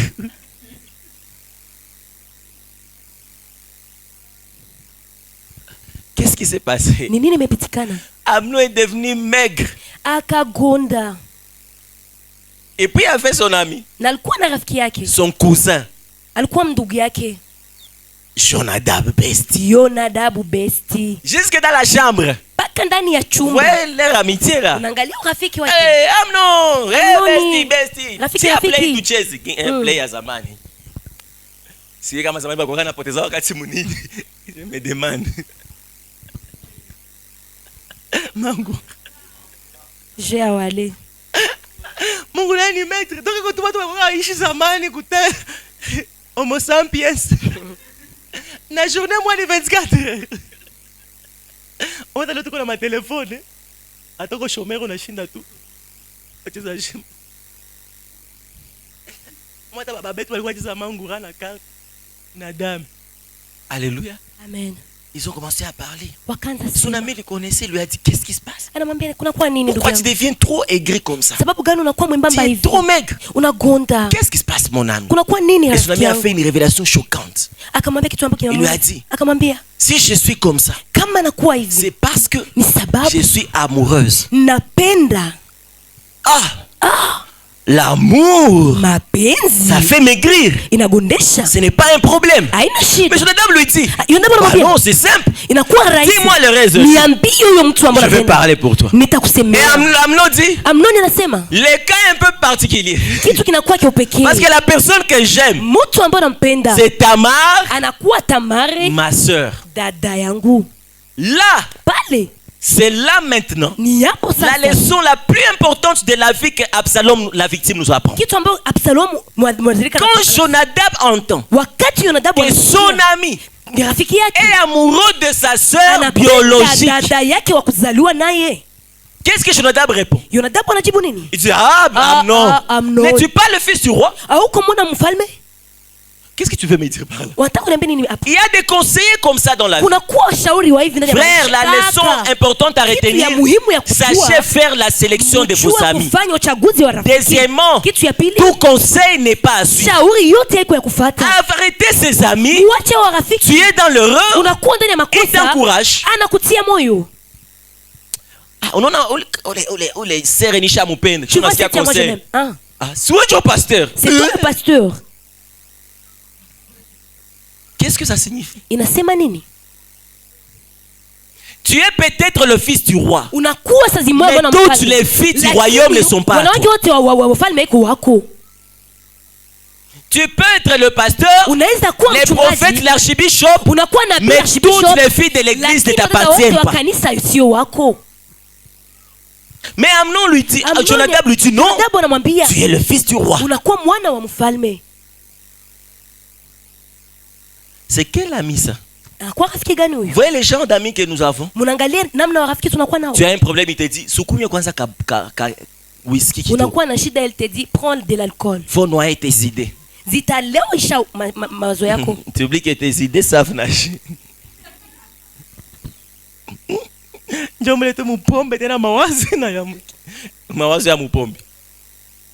Évitez ses amis qui viennent avec des conseils. Hey, frère, kaka, uko garçon à ton âge, tu n'as jamais connu des femmes. Oh. Et les frères aussi commencent à dire, il faut connaître une femme pour savoir si tu es impuissant. On n'a pas entendu ces conseils? Frère, on ne vous a pas conseillé comme ça? Vous aussi, vous n'avez pas conseillé comme ça? Oh, les Jonadab. Fille, dada, kama ayajua mwanaume haiko mwanamke, s'il n'a pas encore connu un homme, il n'est pas na atauta mamiome. Il y aura des miomes qui vont pousser. Kisha atakuwa na problème à stérilité. Et il y aura le problème de stérilité. Les filles aiment se conseiller ça. Wadada wanapenda hiyo mashauri. Et d'autres suivent. Na wengine wanafata. Jonadabu. On a Elodie kwa miaka yako. Tu vois ça, Elodie? Bakia wewe peke. Tu peux pas rester na mwanaume butano. Toka mbili. La Bible dit heureux l'homme qui ne marche pas selon les conseils des méchants. La plupart des gens ne vous conseillent pas parce qu'ils vous aiment. Ils vous conseillent parce qu'ils veulent vous détruire. Avec la grâce que tu portes, avec ton appel, tu devrais déjà être loin. Viens, je vais te montrer les secrets. Frère, il n'y a pas de secret si ce n'est pas la présence de Dieu. Évitez ces histoires de conseils qui vous donnent des conseils qui vous détournent du plan et de la volonté de Dieu. Amnon a été détruit, pas parce qu'à la base il était mauvais, parce qu'il a écouté les conseils de son ami.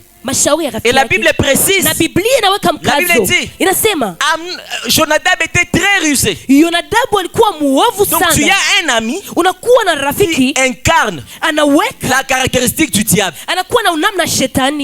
La ruse appartient au diable. Mais toi tu marches avec quelqu'un de rusé. Frère, ne soyez pas amis aux personnes qui ont des mauvaises caractéristiques. Moi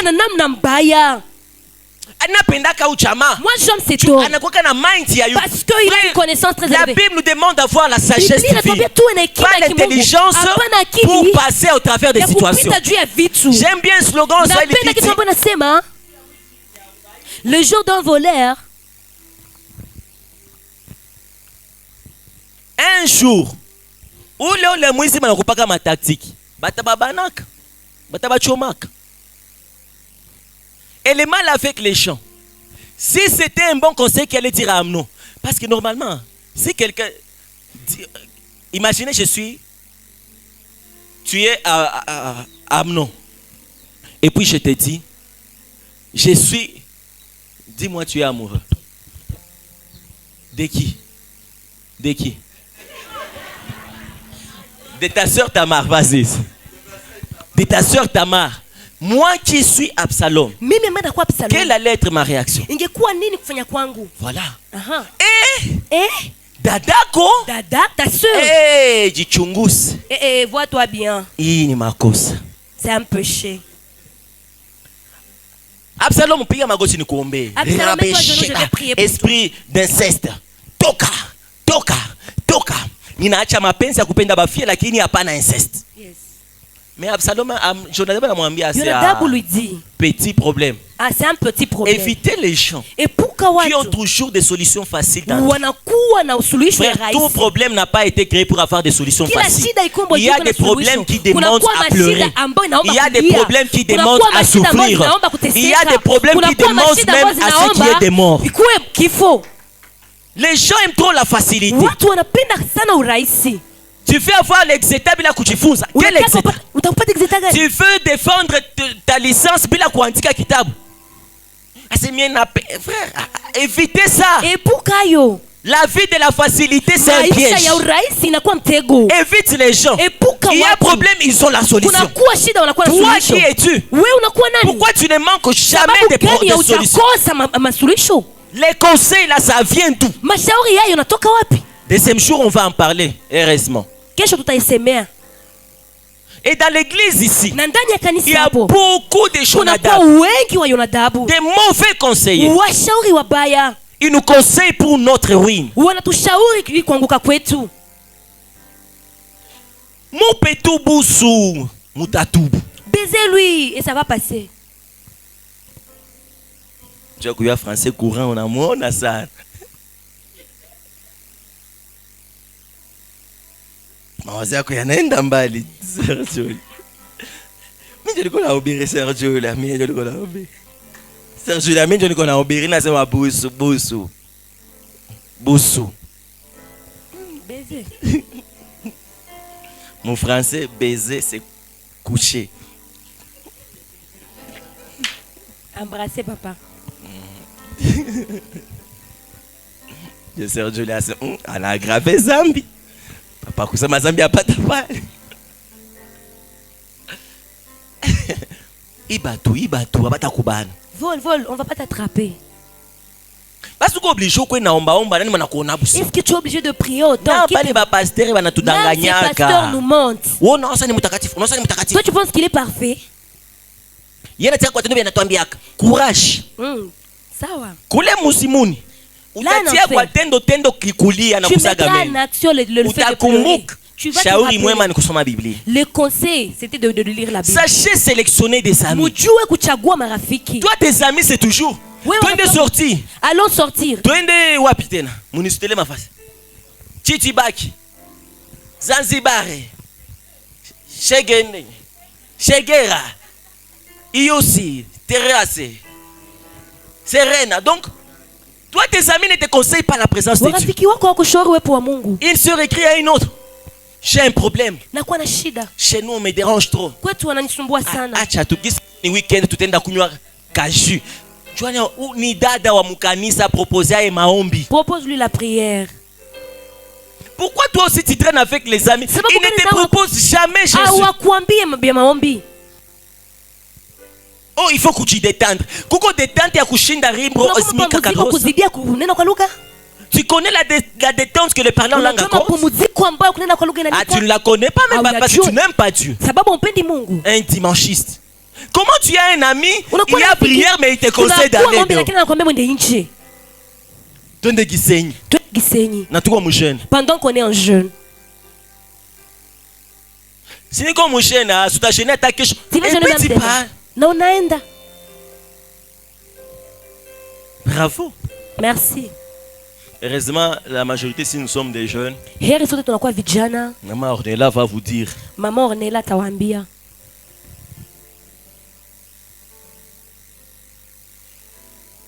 On se joue peut-être de la vie. Jouer à ma situation pour moi. Frère, n'attendons pas à ce que les circonstances nous forcent à vivre pieusement. Commençons à arranger nos vies. Moi, depuis que le jour où j'avais compris que tout le monde n'a pas à être mon ami, tout le monde n'a pas à être proche de moi, et je n'ai pas à écouter tout ce qu'on dit. En tout cas, depuis ce jour-là, ça va.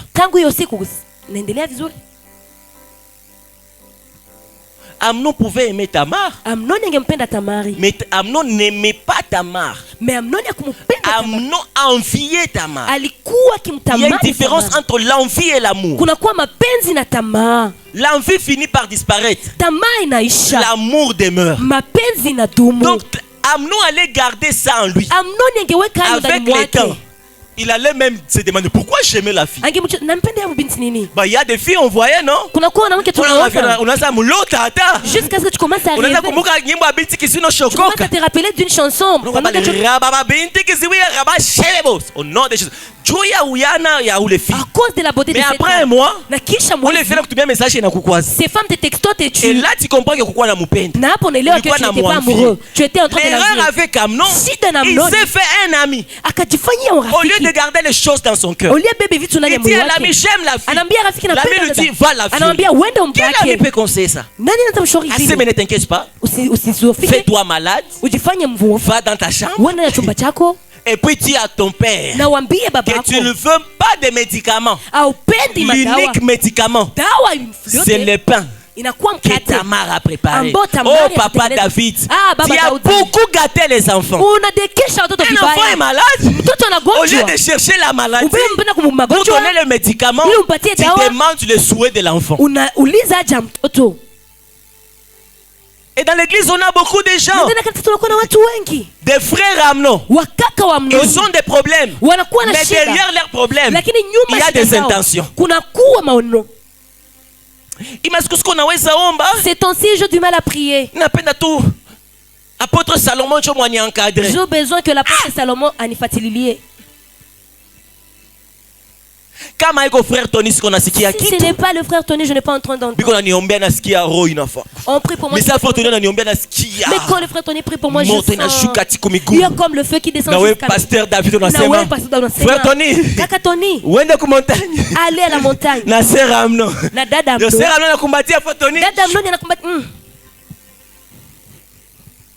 Sœur frère, Kaka dada. quand vous avez des problèmes, Wakati mnakuwa na shida, attendez qu'on vous donne la solution. mchunge wapatie Ne nous suluhisho. proposez pas la solution. Lakini Parce que msitupendekeze derrière votre suluhisho. solution proposée Nyuma là, suluhisho yenu il y a quelque mmetupendekeza. chose que vous nous cachez. Kunakuwa vitu ambavyo mnavituficha. Là, je parle à un leader. Pale niko Quand nasemea tu conduis fulani. les gens, Wakati unaongoza sois watu. l'initiateur Kuwa des mwanzishi propositions, wa des mapendekezo solutions. ya Ne sois pas masuluhisho. unaona hiki siko na hii Usije problème, likuwa- tu vois tufanye. comment? Mupe suluhisho. Donne-lui la solution. David allait dire, Daudi angelisema comme tu es malade, kama vile unagonjwa, viens, kuja. je vais prendre le médecin de la famille. Nitamwita Mais il mganga wa demande, qu'est-ce jamaa. que tu veux? Anaomba nataka Non, nini? moi je veux Mimi que ma nataka soeur dada yangu prépare les pains pour moi. anitayarishie mkate juu Et yangu. puis David dit, appelez Tamar. Mumwite Tamari. Tamar, viens, une Tamar anakuja. bonne femme. Dada mzuri. J'aime bien la femme Tamar. Napenda mzuri dada Aimable. Tamari. Anakuwa mzuri. Serviable. Anakuwa kutoa. Simple. Mkarimu. Humble de cœur. Anakuwa mwenye Surtout mkisho cha innocente. na anakuwa Et juu par-dessous kitu. tout, trop belle. Na anakuwa mzuri kwa yote. Va préparer pour ton frère. Wewe ndo mpige kaka Ta mère yako. n'a pas dit, pas comme nos sœurs ici. Akujilaumu. Nous, on a des bonnes intentions envers vous. On vous dit seulement, lave mon singlet. On a ni chamba. Mwingine badenda mubaka.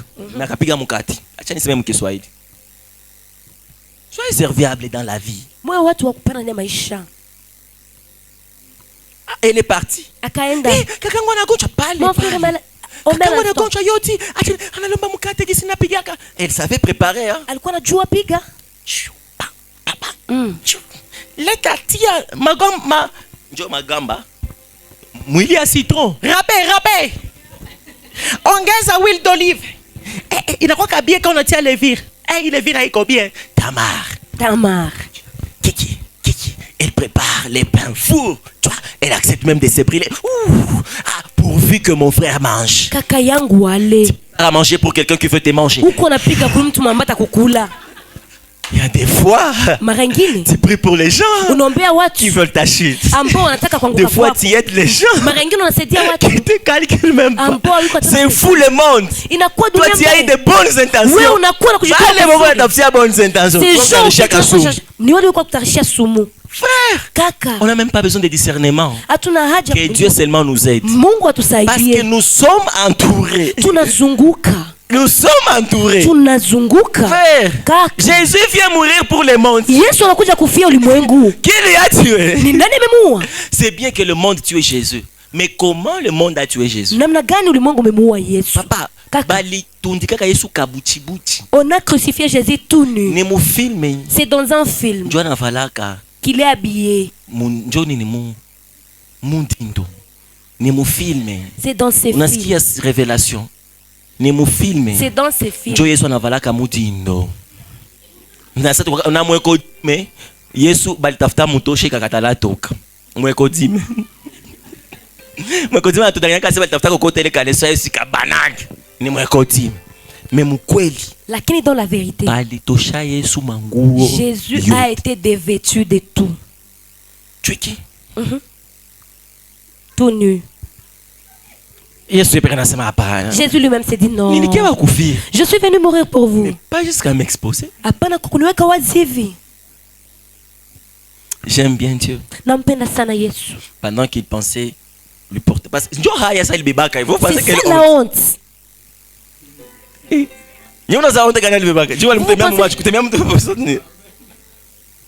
Papa. De 9h à 12h. Pourquoi vous pensez qu'il est mort avant? Normalement, il allait faire 3 jours là-bas. Mais il a fait 3 heures.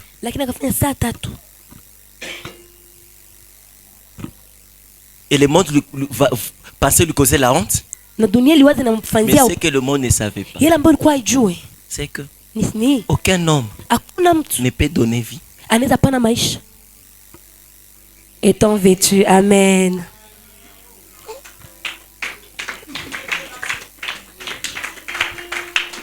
Là-bas, l'église est née. Kanisa kazaliwa.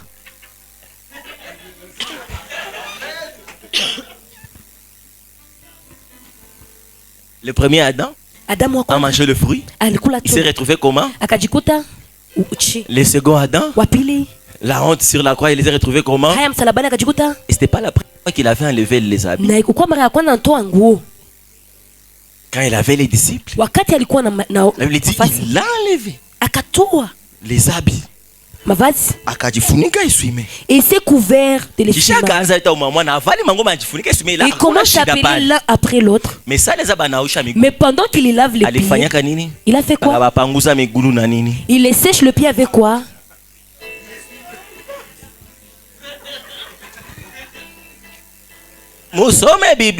Lisez la Bible. Ici c'est les doctorales, ce n'est pas les pasteurs. Il a enlevé cette honte là.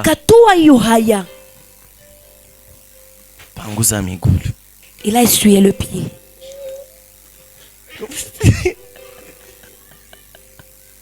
Voilà pourquoi il avait chassé les femmes.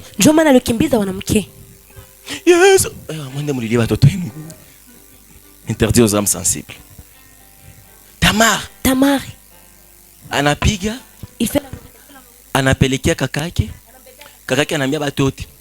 Sitakula kama batu biko humu. Niwata mtoki. Apeti gani hilo? Kwa batu biko atoka Lulenda. Elle est venue. Absalom a fui le salon. Il est parti dans la chambre. Tama. Il était galé. Nami nishaza sababu sauti yake. Nitekale kama mkate huko. Nikule kisha nishiba. On dirait Isaac mwanataka kula kisha bariki watu. Wanamletea mkate. Tama, yo kakangu kula, hauna appétit, nikukulishe. Dès que mkate nafika, au lieu ya kula namwambia se, viens avec moi. Uje na mimi. Mon français ta mère akuelewaka. Mais viens ici. Akamwambia couche avec moi. Akamwambia zini. Ta mère akamwambia non, ne fais pas ça. Akamwambia hapana, si tu as besoin de moi. Kama unakuwa na jana. Va même à demander au roi. Wende mwambie baba. Il va te me donner donc. Nata nikupa nini? Ta mère ne s'oppose même pas. Alikuwa akatai. Et dit, anasema suivons même ce qui est légal. Tufuate inakuwa sawa. Va chez mon père qui est ton père aussi. Anakuwa babako. Va dire papa. Mwambie baba. Moi et Tamar nous nous mimi na Tamari tunapendana. Tu vois le cœur de Tamar? Munaangalia moyo wa Tamari. Trop compréhensible. Anakuwa mtu. Ngilikuwa mwingine fille. Si c'était notre fille. Non. Kaka. Tu m'as montré l'autre visage. Les vrais, tu as caché. Mais Tamar anamuelewa. Tamar, il le comprend. Ah, Njofile. Ah, c'est comme ça. D'accord. Et comme ça, frère, bon, ça a dragué dad. On a dad dans prophète.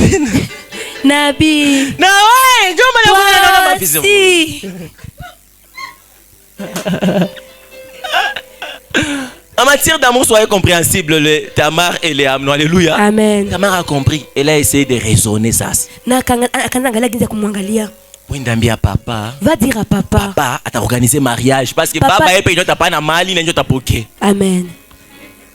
Donc il y a danger. Na ça il s'est marié les enfants. C'est pas grand chose même. Tu vois la passe d'or que la plus belle femme du temps te donne. Yes.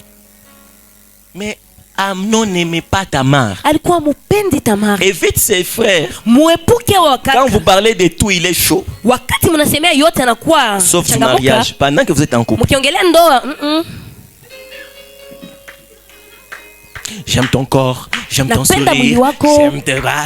Et puis quand c'est mariera, nawe ça yote bien mariage. Toi aussi. Pourquoi pas? Sababu gani hapana? Dans ce monde ici, permettez de le dire, ce n'est pas la Bible. C'est un dicton philosophique qui dit tout tourne autour du sexe. Yote inazunguka. Tout. Yote tourne inazunguka autour. Kinyume. Kando. Du sexe. Ya utupu.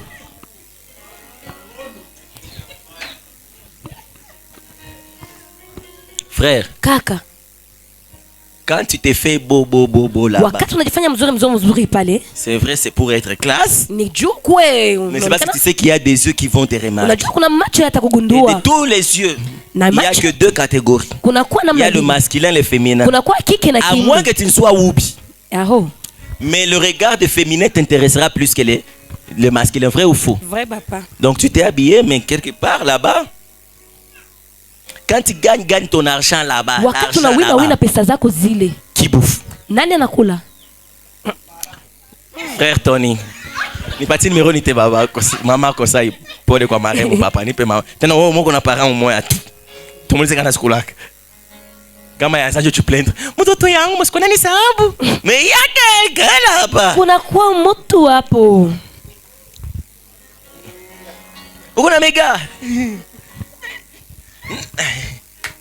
Badada nisa mnakuwa kula mamega mko na wazia ke haiko tu mega parce que atumika kwa Airtel. Kesho sana kulomba mani tena kwa njo garçon c'est kutumia mega. Sasa kama upendi uende tumika, allez travailler. Et commence à payer tes propres mégas. Papa, aucun homme ne va te payer les mégas 50 fois. Et que dans sa tête qu'il n'y ait pas de choses. Je mens. Tous les frères que tu vois s'acharner travaillent finalement pour avoir une femme. Pour en faire quoi? Mettre dans le musée.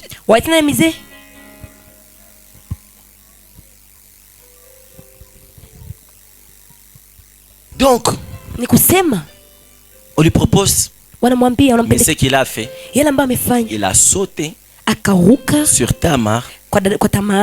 Il a violé Tamar. Et à la fin, la Bible dit, après les viols, il a eu une forte aversion. Parce que quand l'amour n'est pas sincère, il y a une forte haine. La personne que tu as aimée, même si c'est un ex, l'amour est toujours là. Mais la personne que tu n'as pas aimée, même dans l'amour tu ne l'aimes pas. La dernière leçon à retenir, c'est là qu'on va commencer demain. Ne te vante pas de ta qualité. Parce que ta plus grande qualité peut être ton plus grand défaut. Les grands défauts de Tamar, c'est sa beauté. Si Tamar n'était pas belle, Amnon n'allait pas envier. Si les gens te critiquent, c'est parce que tu portes quelque chose. Si le diable te combat, parce que tu ailles. quelque chose en toi. Ne dis pas pourquoi seulement moi. C'est parce que tu n'es pas comme les autres. Lève ta main droite. Je prie pour toi. Que ce que tu portes en toi soit gardé par Dieu. Amen. Que personne ne touche à ce que tu es. Amen. Ainsi que ce que tu as. Peut-être tu ne connais pas encore tes qualités. Comme Jésus quand il est né, c'était le roi qui venait de naître. Hérode a voulu tuer tous les enfants. La même chose avec Moïse. Voilà pourquoi tout le temps l'esprit des morts te poursuit. Les sorciers ne veulent pas te laisser. Mais je prie et je déclare que tu es gardé sous l'ombre du Tout-Puissant. Aucune main n'aura de l'impact sur toi. Aucune personne ne va toucher à ta vie, à ce qui t'appartient. Et s'il était arrivé qu'une personne mal intentionnée, peu importe la teneur, avait fait quelque chose de mal dans ta vie, peut-être toucher ton étoile, peut-être ton avenir, pour être pratique, peut-être même abuser de toi, j'ai pris que Dieu soit en train de faire passer cette saison. Qu'il guérisse ton cœur, qu'il enlève la honte et qu'il te donne la force, le courage de te relever et de continuer ta vie comme un vaillant au nom de Jésus. Amen. Que Dieu te bénisse abondamment. Demain, soyez à temps. À notre temps de modération, nous aurons aussi une requête. Les modérateurs, je demanderai de ne pas oublier aussi la requête. Nous allons prier et confier tout ce qui est à nous entre les mains de Dieu. Ton avenir,